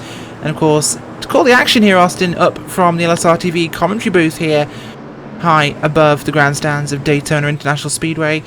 Field's too wide, going back to green. Yeah, there's a lot of drivers out there that have damage, so we're definitely going to have to see. I think Jason Altman's actually giving you a shout-out over the radio. I think we're just going to have to ignore him for the moment, but the 51 is definitely saying something to you. But a lot of these guys have damage on their cars, so we'll definitely have to monitor that as they go throughout the corners and see exactly which cars are actually going to make it through and get to the front and to push. We certainly are, of course, as the pace car will pull left onto pit road. Green flag will fly. We're underway at Daytona on lap 51 of 100. Yeah, look at that top side. That's getting a little bit muster there on the outside, and look at the 88 of Mark Jorgensen Jr. getting a huge push from the number 10. He doesn't want him to win, but he wants his position to be advanced too. That 88 could clear him on the top side. It's the first time we've seen the top side do that. But he clears him. That 88, famed 88 at this point in real life and in the sim here. Jorgensen Jr. making that 88 at the front again as he's done so well. Look at the 51. Look towards the inside. That was not going to be a legal pass, so he had to give that up. Look at that 10 car on the outside and the 28 as well. They're trying to make the outside work, but look at that 28. He's going to leave that 10 car out to dry, and Jason Altman's going to have to figure out a way, or Rod Flag, I should say, is going to have to figure a way to get out to that bottom. The irony is there, Coop, of course, that as the 10 car pushed Jorgensen Jr. to the front, that is, of course, the anyone but Jorg car He helped him to the front and he's been dumped by everybody else, so not going to be helping those feelings as the 28 car looks up there, has a bit of a wiggle through 1 and 2. Shane McEachin there getting his shift on now as he starts to head towards the front. We're in that second half of the race. It's time to make moves. The 4 of Atwell will hop up as well as here comes the 92 and the 10 on a charge. Could be the right time to be on the outside lane. Momentum in their favour. Yeah, look at that 4 of Garrett Atwell, and we've seen the number 4 really push hard on those corners all the time. And the 28 of Shane McEachin, we've seen him up there a couple times. And look at the 88 go to the block, the top side. It doesn't really work. 51's on the very bottom, and that's shuffling the top side. These guys have been really odd and wiggly. 06 in the 4 almost hit each other right there on the straightaway. Don't really want to see that, and they somehow figure it out going to turns 1 and 2. That was really hairy there for the time being.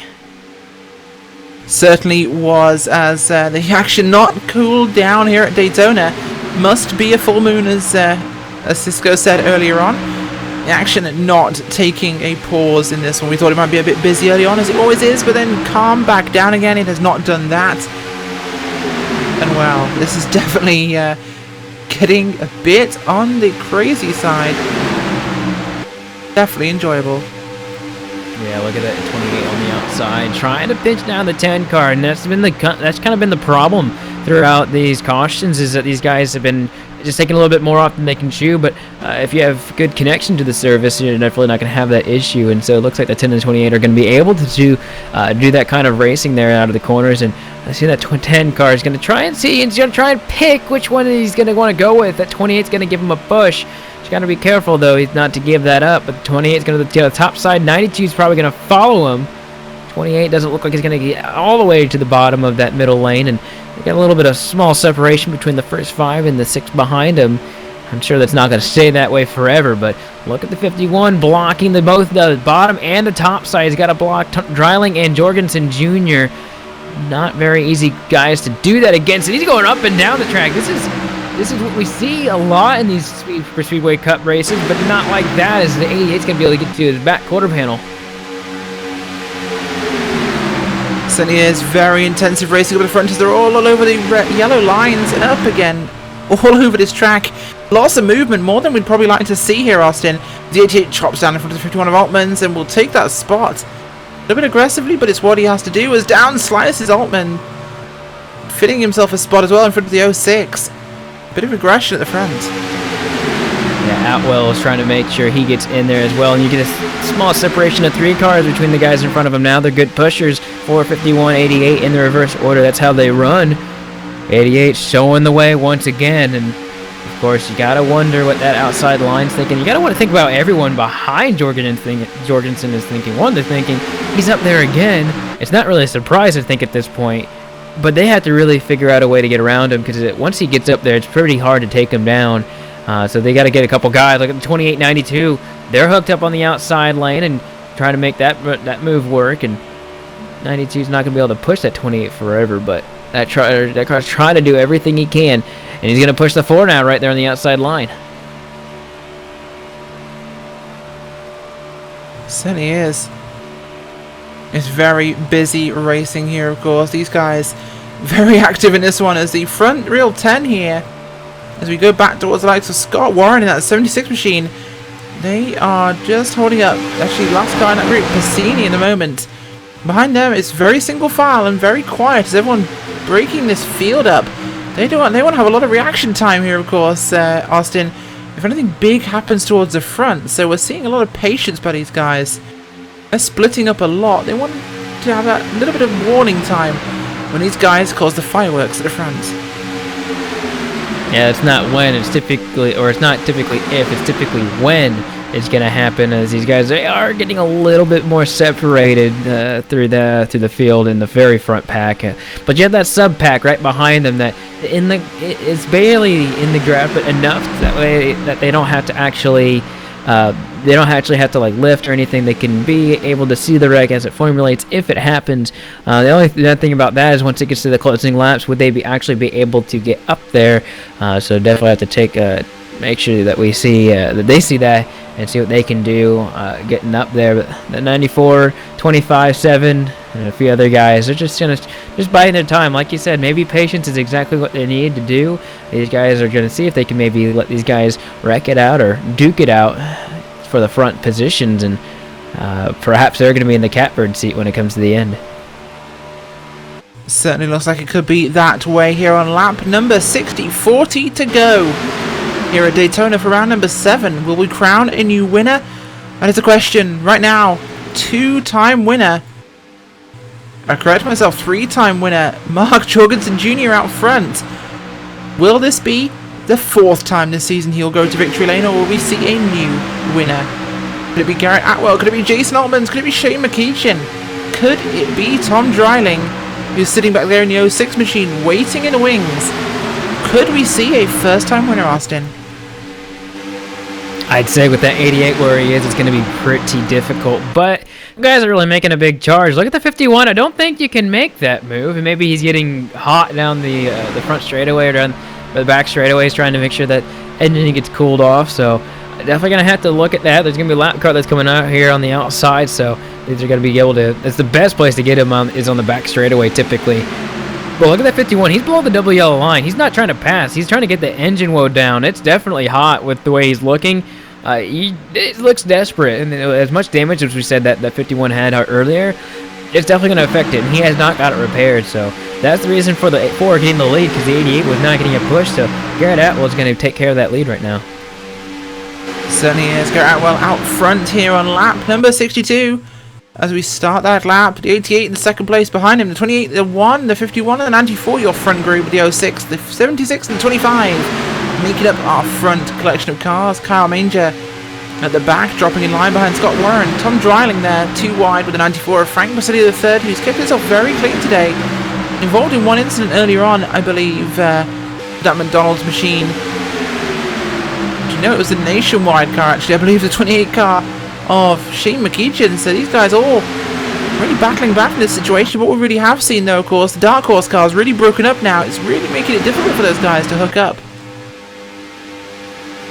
Yeah, when you get so stalled out on the outside and you have no help, you want to get down to that bottom line as soon as possible. The 06 is not allowing that. Maybe the 28 is also trying to make sure that top line doesn't completely get extinguished, as well as you're just seeing these guys do everything they can to get pushed, be pushed right there in the corners. You're seeing a huge amount of separation, which is only going to lead them to lose positions. But we do have a caution out now. We don't have it in our big pack up here, but maybe perhaps behind them is where this one's going to lie. 99 with problems, Kelly Dahl. And there are 4 cars with blown engines. We're going to go a quick replay, see what's happened. And we think it could have been Dana Osborne blowing up behind the 20. Oh, it is the 8 car of Dana Osborne. Problems for the second time tonight. As Osborne goes low, comes onto the apron and somehow rejoins the racetrack, causing a massive crash for the second time. Dana Osborne cannot keep it under those yellows, Austin. Yeah, it's kind of a wonder that the same problems is happening with these guys. So first, I don't have an explanation for it. I was trying to figure something out, but I mean, with the blown engine, you can definitely think about a lot of things, but you definitely got to keep that thing lowered down. You definitely got to get on the brakes as hard as you can. So tough luck for Kelly Dahl. We talked about how he hasn't been able to finish one of these races. He said he already had his quick repair done, so all he can do is get that thing back into the pits and try and repair it. It's going to be a 30-minute repair at least for that car since it was smoking so badly.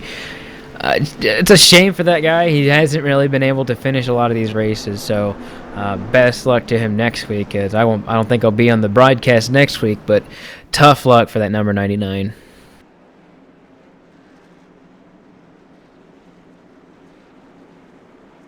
Folks, we're going to have a quick look at pit stops just briefly.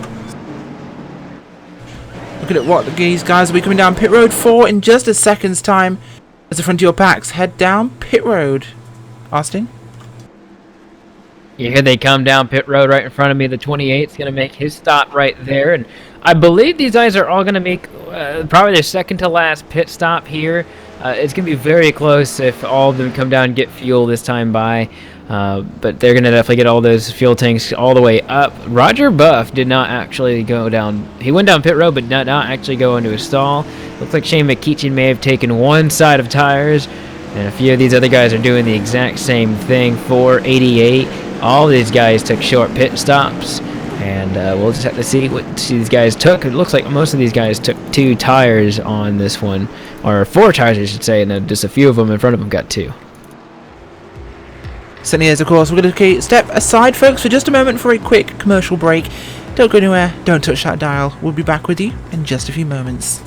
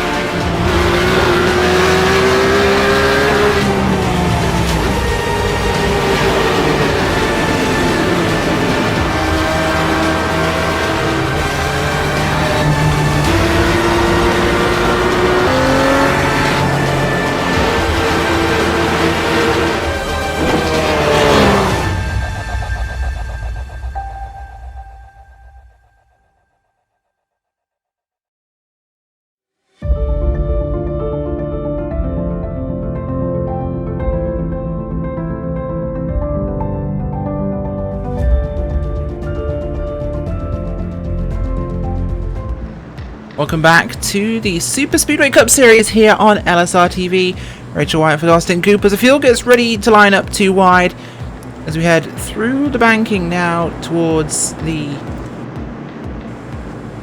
start of our next segment of Turn Green 4. Flag Racing. Lap 67. Yeah, these guys are coming right out for turn 4, and pace cars are about to take its trip down into pit road once more. And the 71 looks like he's getting a little bit of a jump, but the green flag is in the air, and 28's getting a big jump. But That can't be legal. yeah, 71 was slowing down quite a bit, but 28 got himself quite the jump.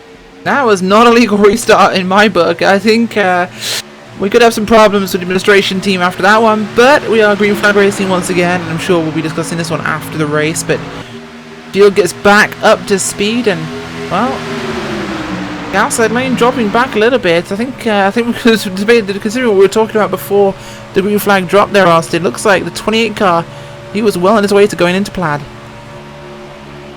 Yeah, these guys are going ludicrous right there in turns 3 and 4. And Shane McEachin, he doesn't seem to have gotten a penalty from that for whatever reason we don't know, but 71 appears to have come down the pit road, so we're going to have to get the scoop on that. But 28 doesn't come down pit road for that, but the 71 does, so we're going to have to see what that's all about. But 28's still out there, and that could be the move for him to keep himself up there and get a couple bonus points for leading the laps, and possibly be here to the end. But yeah, leader 28 still has it. I am not sure what we saw on that restart, but I'm sure we'll discuss it later on. Shane McEachin leading the way with Garrett Atwell, Mark Jorgensen Jr., Tom Dreiling, Rod Flag, Jason Altman, Scott Warren, Casey Malone, Tommy Hall, and Brandon Cruz Monsivice are your top 10 as things stand. Things a little calmer than we've seen in the past, as the majority of your field on a single line here, Austin. With the 4 and the 06 on the outside, they are falling back. Yeah, they'll do this for a little bit, I'd say, but won't be that long before you see the 88 go to the outside. But possibly, perhaps not. Maybe that these guys will, they'll maybe be patient this time and be able to bide their time here on the back straightaways. Like you said, most of these guys are going single file. This might be one of the final runs for these guys. There he goes. There, the 88 goes to the outside. 51's going to push him. 51. That's Jason Altman. He's going to be able to make sure the 88 almost gets clear. Both the nationwide cars are up towards the front trying to junior it up, but the only junior that's going to make it is Jorgensen Jr., and he's going to be up front. He certainly is, and well, he's the junior that could at the moment, as the monster Ford behind him is going to make his way and try and get a spot, but Jorgensen Jr. covering Jason Altman's very well at this stage. Take a look at our points as things stand, of course, and wow, no wins so far for Jason Altman's. Could this be his chance? Well, he's definitely in the good seat. It seems like the guy who's in second, as you saw, is going to be the person that makes it happen. Look at the 51 try and psych out the 88 on the back straightaway. Almost worked out there for him. Didn't quite. I think the 88's a hard one to fool, but if you're going to try and do it, that wouldn't be a bad time. You have plenty of time in the world to try and get all those positions back if it doesn't quite work out, but 51's trying everything he can to get that lead. 51, he's trying a lot. He's trying harder than probably everyone behind him, and probably the guy in front of him too. Certainly is, and 2 wide behind them with the 76 to 4, the 29, the 92 there. Long dice of Atwell, Malone, Hall, and Monsivice getting involved, but another look by Jason Altman. He's definitely restless behind the 88 car of Jorgensen Jr. 10 of Rod Flag, he's going to have a look himself, but here comes the 2 cars out front on the outside. 06 going to come with them, of course, for some reason I'm struggling to use the English language today. I do apologize, folks, there's problems! He can't do that! 28 car, I believe, involved in that one. Shane McEachin and Rod Flag, they're going to rejoin the track, I think, at this stage, and we could have problems. 10 car is on the track. He's straight, so no caution. We stay green. Wow. Yeah, it doesn't look like it doesn't look like either race control or iRacing is going to bring out that caution due to the rules of more than 2 cars. So only 2 cars involved. It looks like they're going to keep treading on. Speaking of drivers that are going to have to keep treading on, that 71, Roger Buff did get a penalty for being in front of the pace car before it peeled off. That's going to be, I'd say, the reason for that penalty is we've been debating it a little bit. You can't do that either coming into pit road, and I definitely was ahead of the pace car before it ducked down. So problems for that 71, and they're going to have to figure out how to get those laps back. But they're 2 laps down, first car, any laps down, and they're going to go a third one this Speaking time. of the 71, there he is on the high side as they pass him 3 wide, your leaders. Atwell, the 29, the 06 of Dryland getting past, but that problem we saw in the front stretch, of course, something we've seen many times, but lucky those guys didn't come back up on the track, and of course we can't have race control requires 3 cars minimum involved in an incident to throw a manual caution here. So we do stay green, and this changes the roadmap of things, as McEachin and Flag were definitely contenders here, Austin. Yeah, and Flag can't make sure that 88 doesn't win the race, so he's going to either have to get a caution to make sure he stays out there and is able to prevent that 88 from winning, or find a way to get a good drafting partner. But at this point, unless he gets a caution, that for both those drivers, for all intents and purposes, those guys are basically out of this race for the top spot. But up front, they're 2 wide, really packed together. 7 of the top cars are really bunched together. Got 2 stragglers behind them, the 54 of Montevice and Basilia, and the 94. Those guys are trying to do as much as they can. Starting to fall off. Look at the top side. Starting to prevail a little bit more. Garrett Atwell wants a win this season, and he might get it if he keeps charging the way he is. Certainly is. The 4 of Atwell out front when he dropped down in front of Jorgensen Jr. Big push by Tommy Hall there on the outside. Big dent in his rear bumper as he goes down the track. Oh, it's up in the wall. Problems. They're keeping it straight, though. Oh, very close. We'll replay that one for you. We talked about Tommy Hall and he's problems. Big wreck actually happening now. The 92 has blown up. That is the car of Casey Malone. We're showing you. Oh, that was impact, of course, with the 88 Jorgensen Jr. So both those cars damaged now. And a blown engine for the 92. We're going to go back and show you what started all this. And that was the incident there with Tommy Hall running into turn number 1. And we saw a similar incident we've seen recently a lot. He lost the front end, like we've seen so many times with so many cars at night time here at Daytona. This particular setup on these cars goes down the track, he tags someone else, and that causes that chain reaction later, Austin, which we see there on the replay. Jorgensen Jr. now in serious trouble.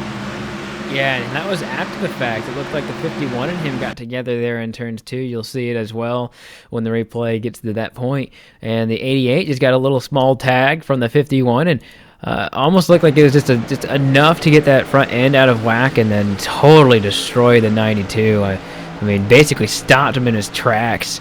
Nowhere for him to go, and sometimes you're just in the wrong place at the wrong time, and definitely the 92.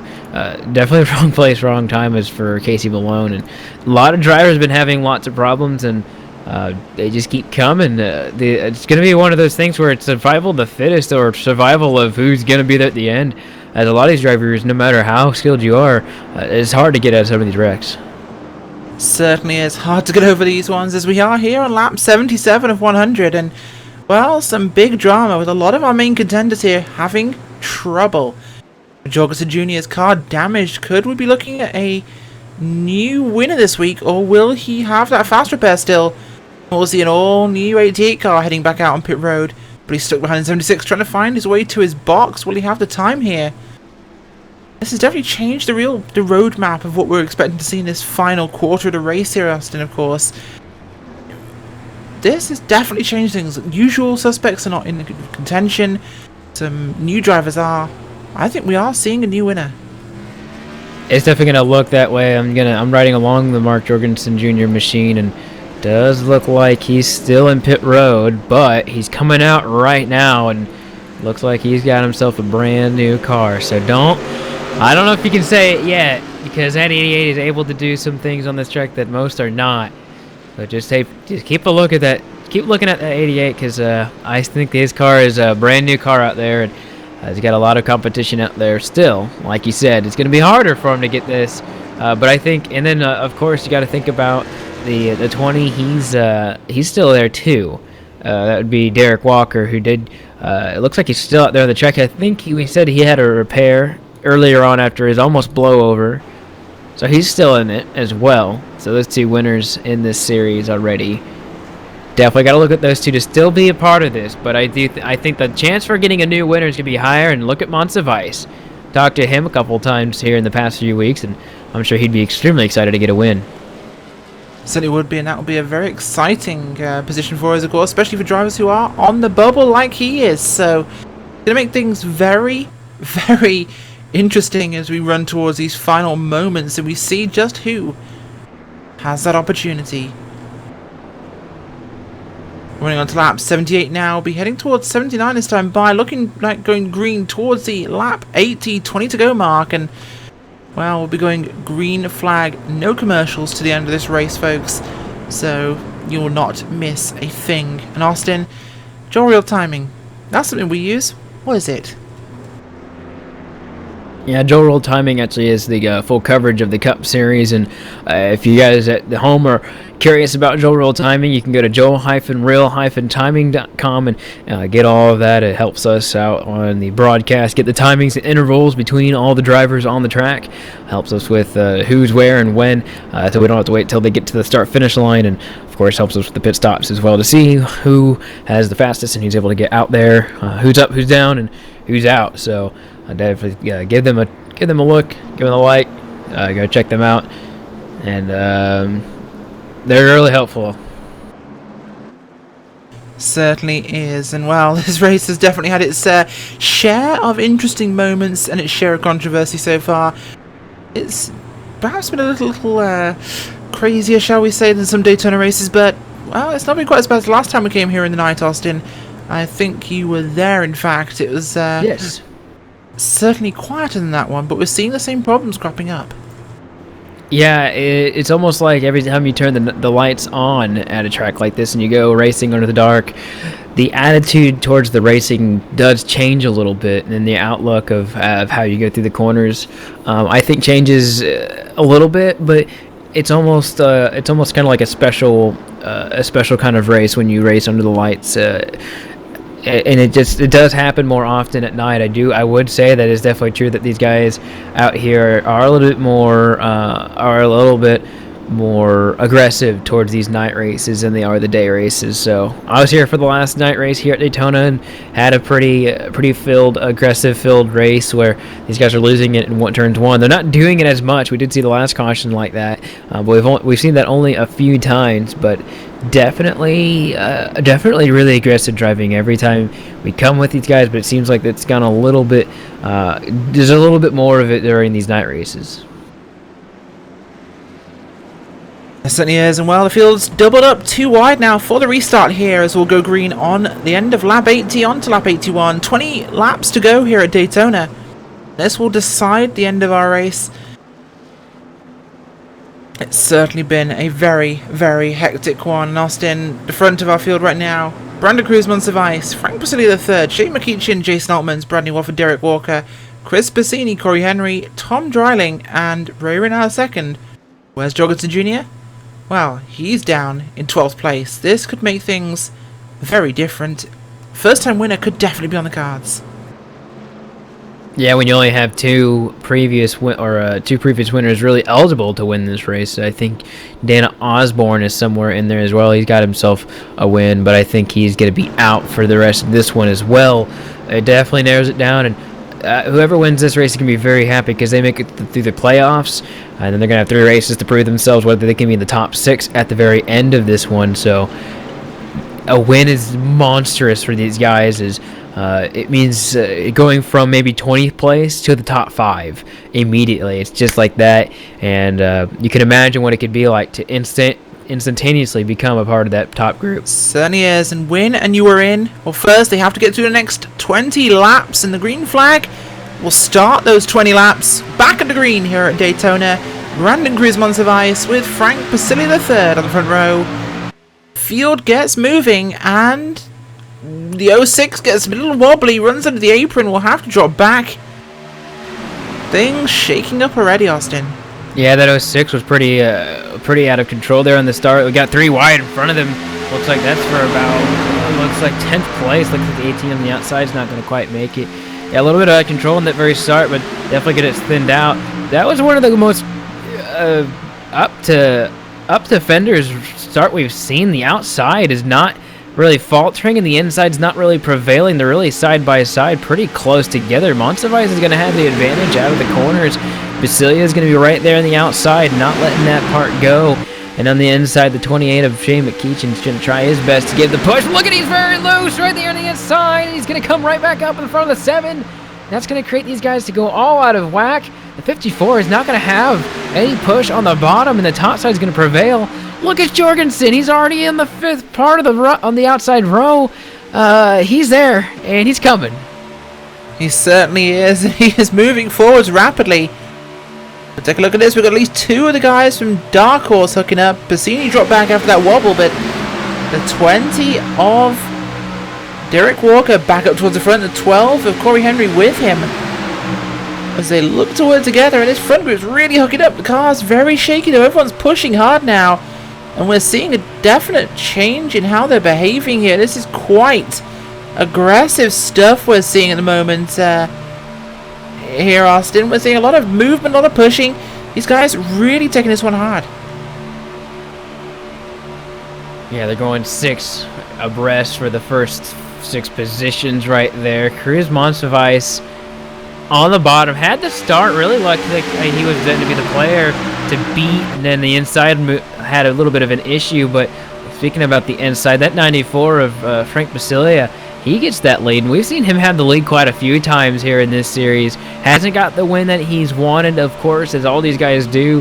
But speaking of winners, that 20 on the outside, Derek Walker, he's got another winner behind him. Look at that 88. He's there as well. The 12, Corey Henry. Those are the really good pushers. We have some 6 fantastic pushers here in the top 6 right now, and it's all about who gets there at the right time, and that outside's really looking to be where it looks like the place to be right now. It certainly does, and the outside is moving forward steadily. Derek Walker back to the front after early incidents put him to the back, and look who's alongside him. Mark Jorgensen Jr. up towards the front as well as he moves alongside Frank Basili III, challenging for 2nd place again after restarting 4 laps ago in 13th place here, Austin. Big movement, but dropping back now. The outside having to reform and make another push towards the front here after Walker dropped away. Basili III wants to retake that 1st place as well, but he has to force to jump up and forces them to check up there. 3 wide. He gets pushed to the top, and he will drop all the way back here. Big evasive movement by Jorgensen Jr. Whoa, look at the front. Oh, 3 wide. 3 wide for the lead. Look at the 88 on the outside, 51 on the bottom. I don't know if that was a legal pass. I could not see it, but the 88's going to almost clear the 51 of Jason Altman. And what happened at 94, he got right there on the edge of the 20, just kicked him up to the top, of the yellow flag is out, and Jorgensen Jr. is in the lead, and he'll keep it. He certainly will. We'll have a look back in your field and see what's caused this yellow flag, of course. 17 car. Justin Levine with problems here on lap 85. We'll see what's happened to Levine as it goes into turn number 3 on the high side. Drops down the track, wiggles over, corrects, drops the car, catches a couple of other cars with him. The 79 as well of Joel Wood. Problems for those 2. They are out, and well, the Blue Ice Blizzard Racing Ford Fusion of Justin Levine, well, looks like his Overwatch is over. Yeah, it's had a lot of these trucks. A lot of these cars have had better days. Tomorrow's the trucks. A lot of these cars have had better days. Of course, that 17 was badly damaged before that. Definitely not what these guys want to see up front. They're going to have about a little bit under 10 laps to go when they get into the next green flag. And it looks like right now the pace car is trying to catch some of these leaders. And if they want to come down pit road, they really have to let this pace car by. And we saw a penalty earlier possibly from the pace car. So I know these guys don't want another one, but it looks like they're going to actually stay out at the moment for the time being. Certainly are, as we'll be going into pit road this time by. Pits were closed. Jorgensen Jr., though, we have to talk about this guy as much as he seems to get a lot of coverage on this broadcast and others. What he did is not short of fantastic in this race here, Austin. Only 7 laps ago when we went green, he was in 13th place. He's now leading this motor race, and he only had 4 green flag laps to do that. That is incredible movement. Yeah, and he did get a little bit lucky on that caution. I don't think he's going to be able to clear the inside lane until I don't even know if he was going to do it at all. It's, you know, one of those deals where he's on the outside, had the advantage, but probably wouldn't even got it at the start-finish line. But he's in the right time at the right place right off the corner, which is I've been caught in that position being second, of course, and being on the bad end of it. So the 88's always he's typically always in the good luck position. Of course, you can never say he's only got those wins because of luck, because he's always up there. He's always got the opportunity. So it is hard not to talk about that 88 because he's always up front, definitely dominating and definitely taking the series by storm. It's hard not to say anything about him. But definitely doing a good job. And also talking about other guys who've been doing a good job. Good rebounds. That 20 of Derek Walker. Another winner. These winners that have won already, they know how to do it, and they're not afraid to do it again. As the 88's done it once already. He's already been a repeat winner. 20's going to try and do that. So Derek Walker also trying to do it. He's second in points due to a win. That 20 car of Derek Walker's been pushing it, gotten that huge wreck, almost blew it over, and then had that quick repair. 20's in a good position as well. He's going to start right behind Jorgensen Jr. unless they come down pit road. Certainly are, and well, things have been quite interesting. Jorgensen Jr. not pitting, a few others not pitting as well towards the front, so this is making things somewhat interesting at the moment as your field cycles around. We're going to be going back to green with about 10 to go at this stage. This is when you have to worry about track position.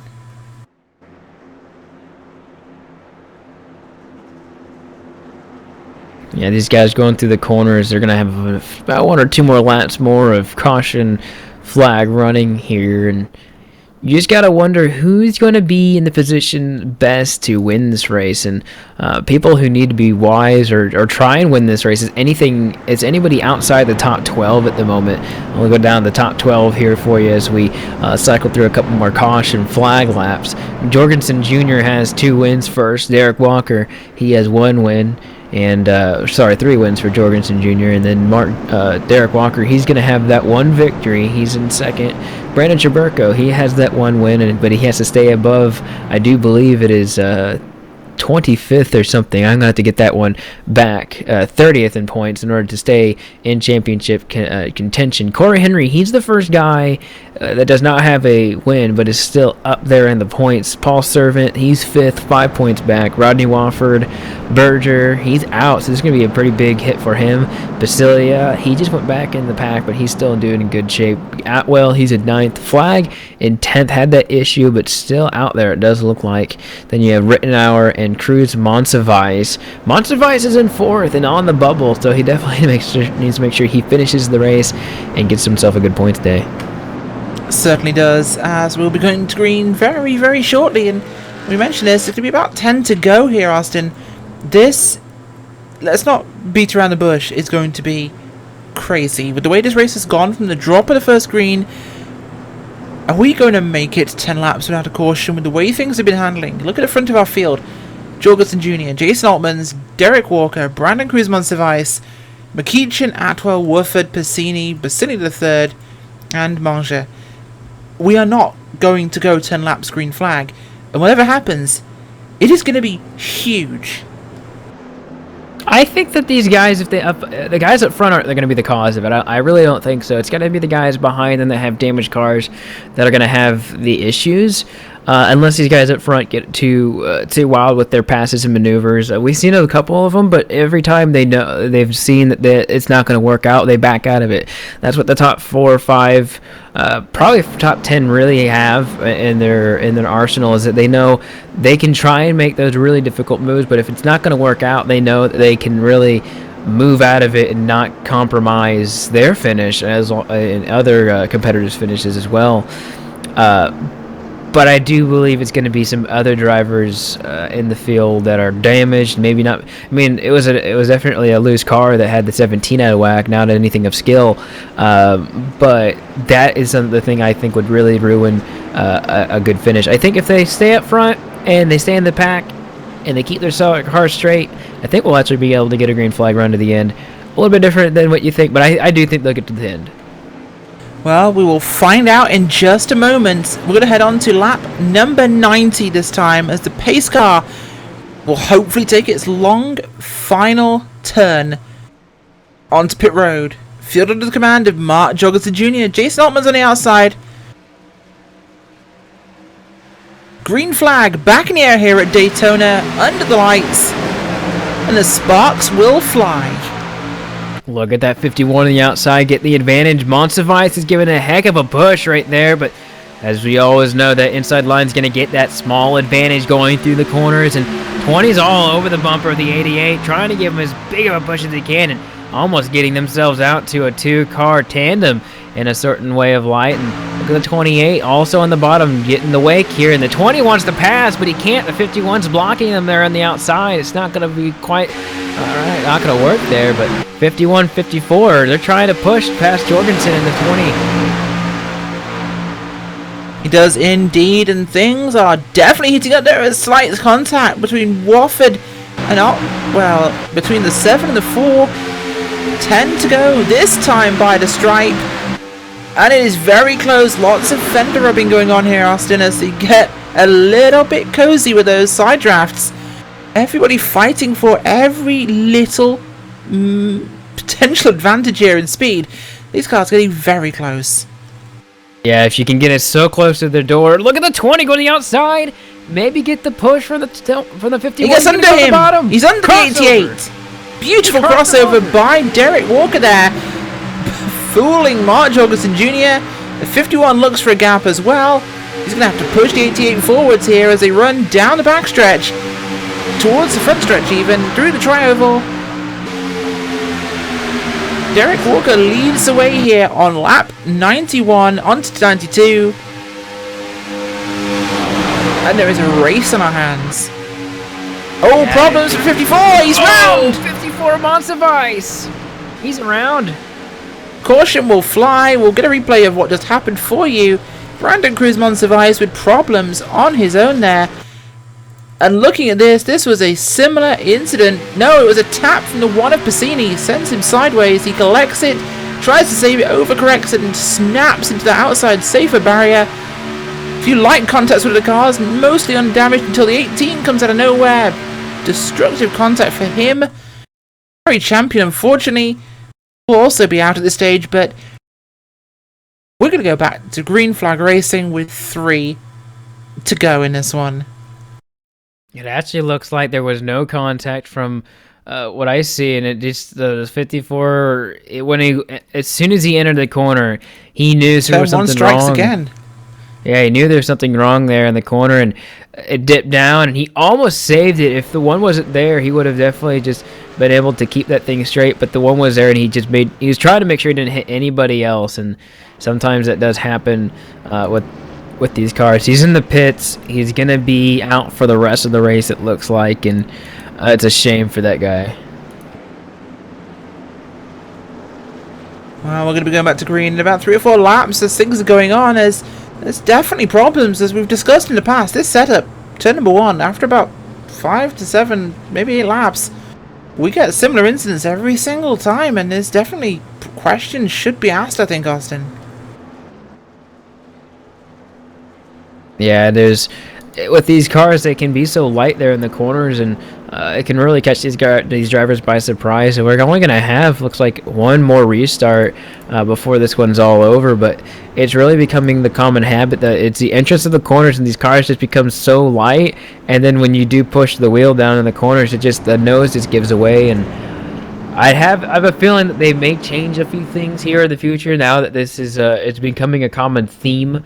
It's not just one driver in particular, it's quite a few drivers. So as we keep getting on with these races, and these night races in particular, that we're seeing these issues, the drivers did ask for these changes, I do believe, but we are getting a little bit of a common issue in these corners that might have to be addressed here in the coming weeks. It certainly is, and well, we're going to have one restart, and if we get in the yellow flag, it will end the race. So treat this like a rain delay that's potentially coming. Everybody's going to be fighting to stay out front from the drop of this green flag till the very end of the race. Look who the front row will be. Derek Walker, Shane McEachin. It's going to be hard work for Jorgensen Jr. to get himself ahead with potentially a caution at any point will end this race. Will it be hashtag anybody but Jorg? Will he manage to find his way to the front? Or will we get a first-time winner? That's going to be the big question here, Austin. I think the number 7 of Rodney Wofford's got a good chance. He's not completely out of it. He's in the outside line. Looks like he's going to start 4th in the second row. You know, it seems like a place that you don't want to be. You're going to be the pusher on the outside line. But if he could push Shane McEachin to the lead and get by him, I think it's funny that I said he's a dark horse because he is on dark horse team.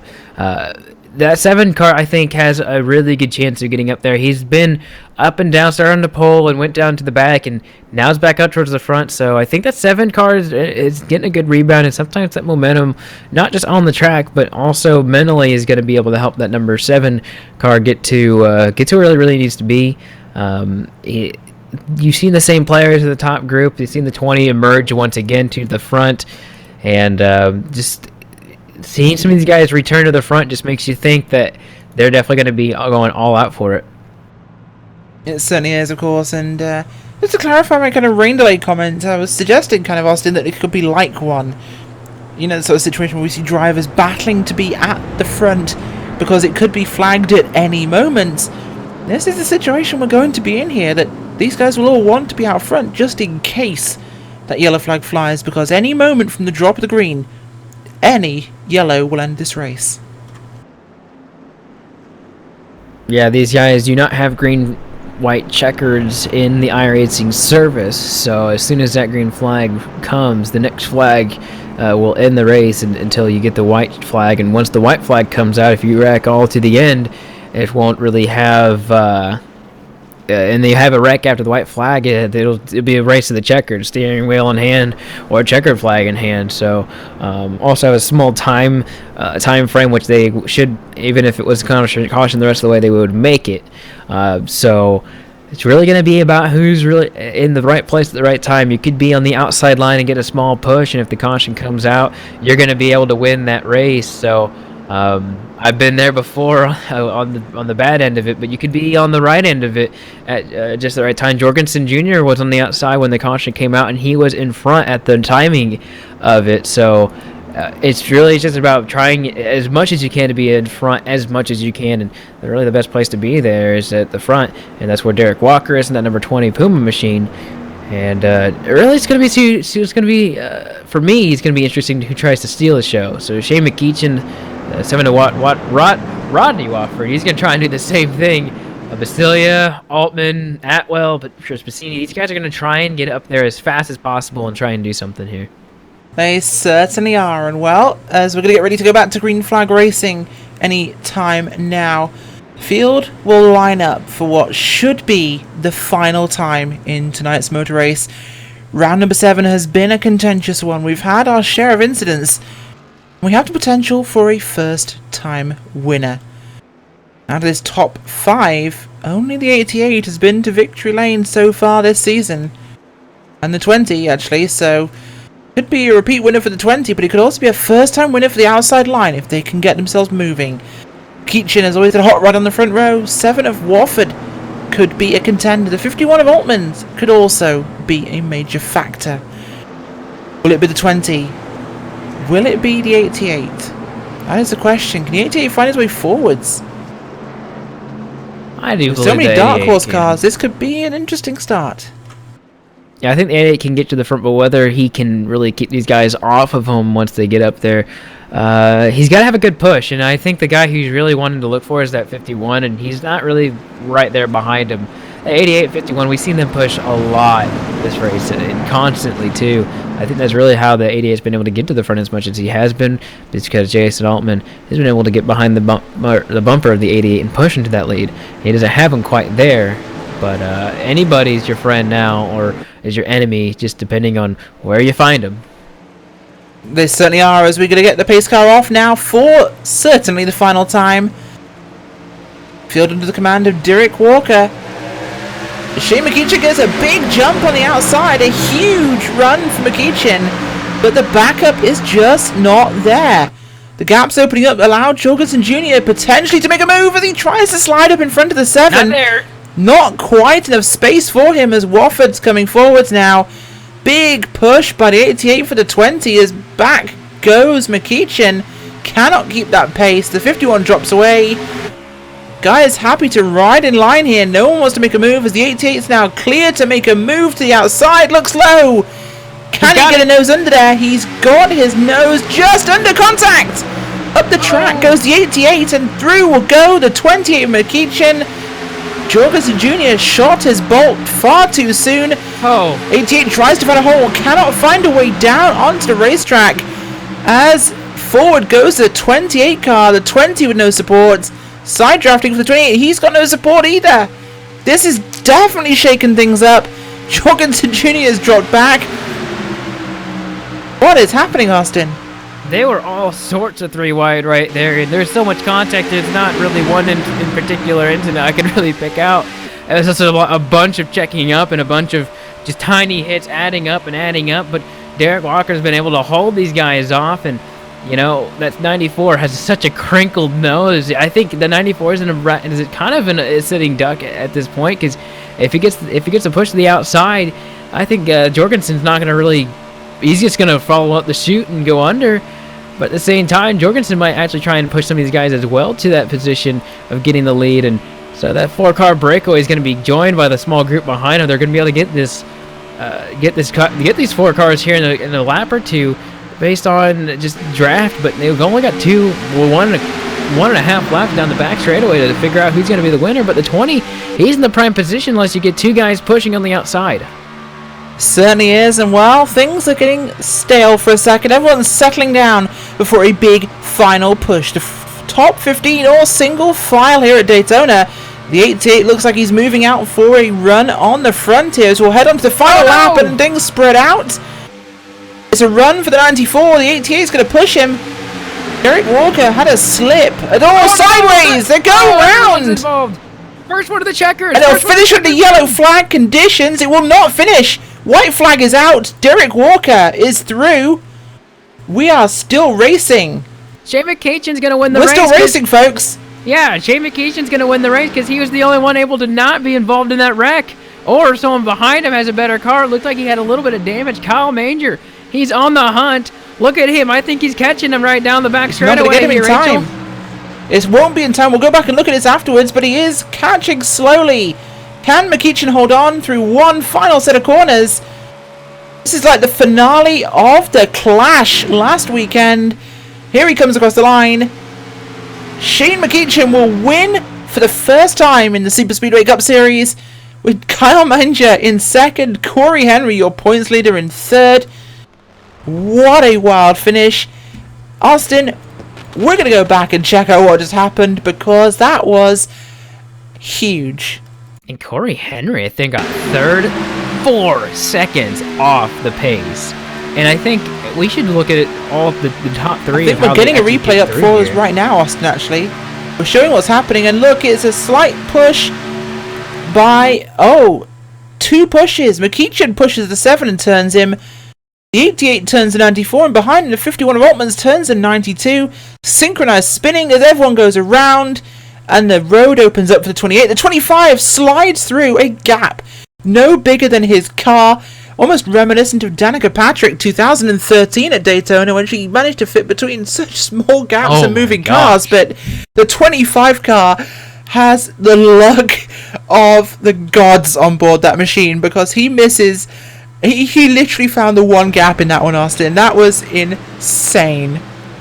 Hey, we're going to go on board and watch with him here, and this is just going to be an absolute, oh my gosh, this is a open sesame 25. A little bit of left front damage on that machine here, but I cannot believe he got through that. And then he checked the wheel to make sure it was still going straight there in 1 and 2 after the fact. Well, that's a Coca-Cola and Energizer sponsored machine. Well, yeah. That was a very, very cool run by the 25 car. The 88, he thought he was under threat for a while, but looks like Nationwide was in fact on his side. Whilst for Jorgensen Jr., Nationwide was on its side. Well, folks, we're going to take a quick commercial break. We're going to come back with you for post-race interviews. Believe me, you want to be here this week for the post-race interviews. They are going to be fantastic. And as the fireworks go off over Daytona, we will be right back.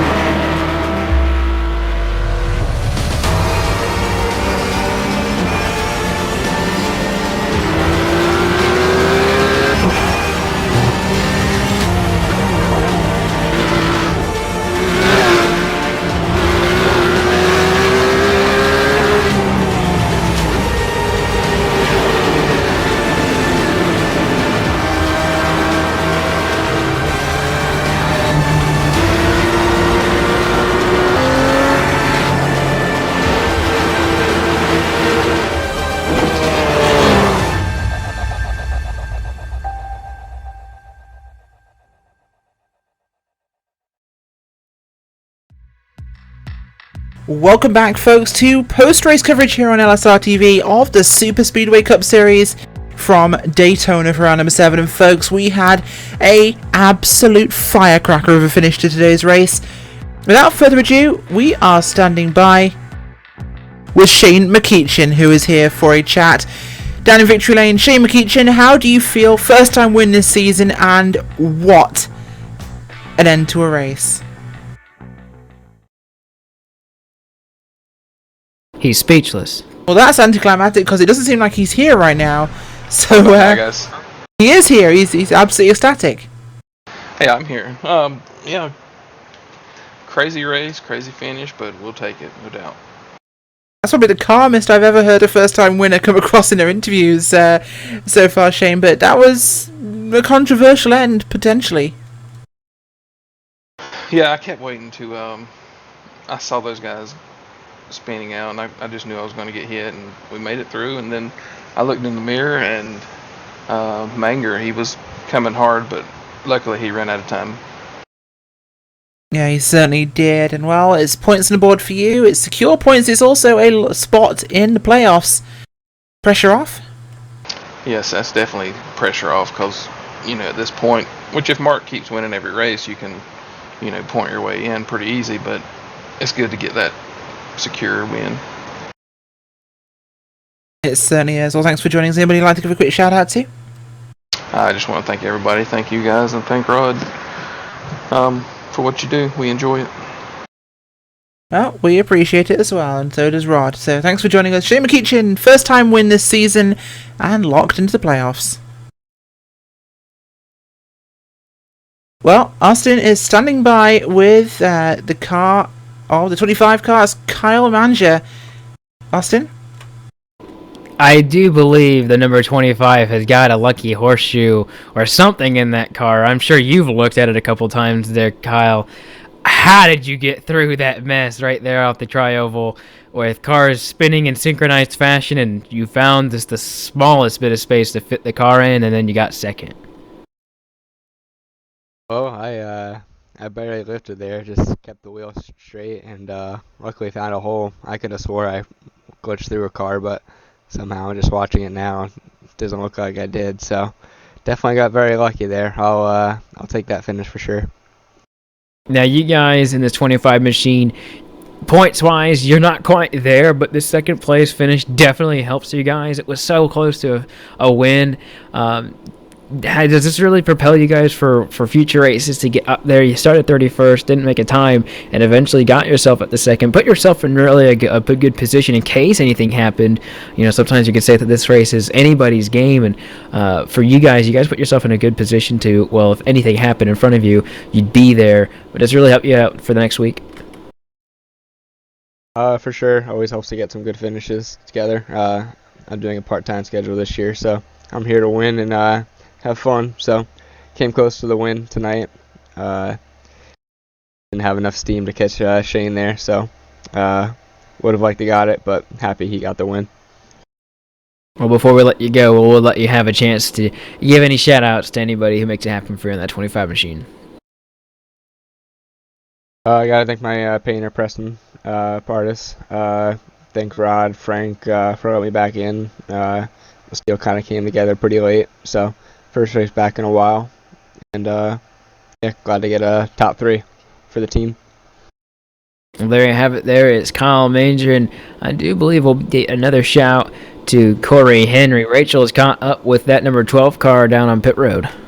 Corey Henry, not quite the night you were hoping for, but at the same time, more points to add to your position as points leader. Of course, not locked into the playoffs, but being that leader as we head towards the playoffs, it's certainly the more secure spot of the non-locked-in drivers. Yeah, we got really lucky tonight. We ran up front at the beginning of the race, were able to lead some laps, and just one thing led to another. We ended up in the back, getting caught up in a couple wrecks. Luckily, we had that one reset to fall back on, and I made my way back up to the front again, only to get scared when everybody started going left and right on the back straightaway, I think around lap 85. So I just completely checked out and went back to about 16th, and it almost cost me a top 10 finish. And typical Friday night Superspeedway racing, I ended up lucking out and getting a 3rd place. But it definitely helps in the points. But once again, here I am, fifth race in a row, talking to you all. I enjoy Always it. the bridesmaid, never the bride, it seems. Yeah, that win's coming. I knew it wasn't going to come tonight, but it almost happened. It certainly did. Thanks for joining us, Corey Henry. Anybody you'd like to give a quick shout out to? I just want to give a shout out to everybody watching on LSRTV. Obviously, you all put on a great show, and Rod and everybody at DHI. A lot of us had some bad luck there at the end, mainly Derek and Rodney. So I'd hate to see them get taken out, but Chris and Greg and Josh, give them a shout out, and we'll head to next week with the points lead. You certainly will. Thanks for joining us. Corey Henry came home today in the 3rd place. Austin, we're going to close things up for tonight, of course. It's been a fantastic one. Big thanks to President Rod Flagg, VP Frank Basile III and Larry Camp, Kelly Dahl and Jason Altmans from Superspeedway Racing Club for their work behind the scenes bringing the on-track action to us on Friday nights. For more information on LSRTV, you can find us online at livesimracing.com, on Facebook at facebook.com/livesimracingtv for the latest information on when you can find us. Is always iRacing Live. I've been Richard Whiteford. I've been joined by Austin Coop, Francisco Scaramuza on the cameras. You've been watching an LSRTV production. Have a great night.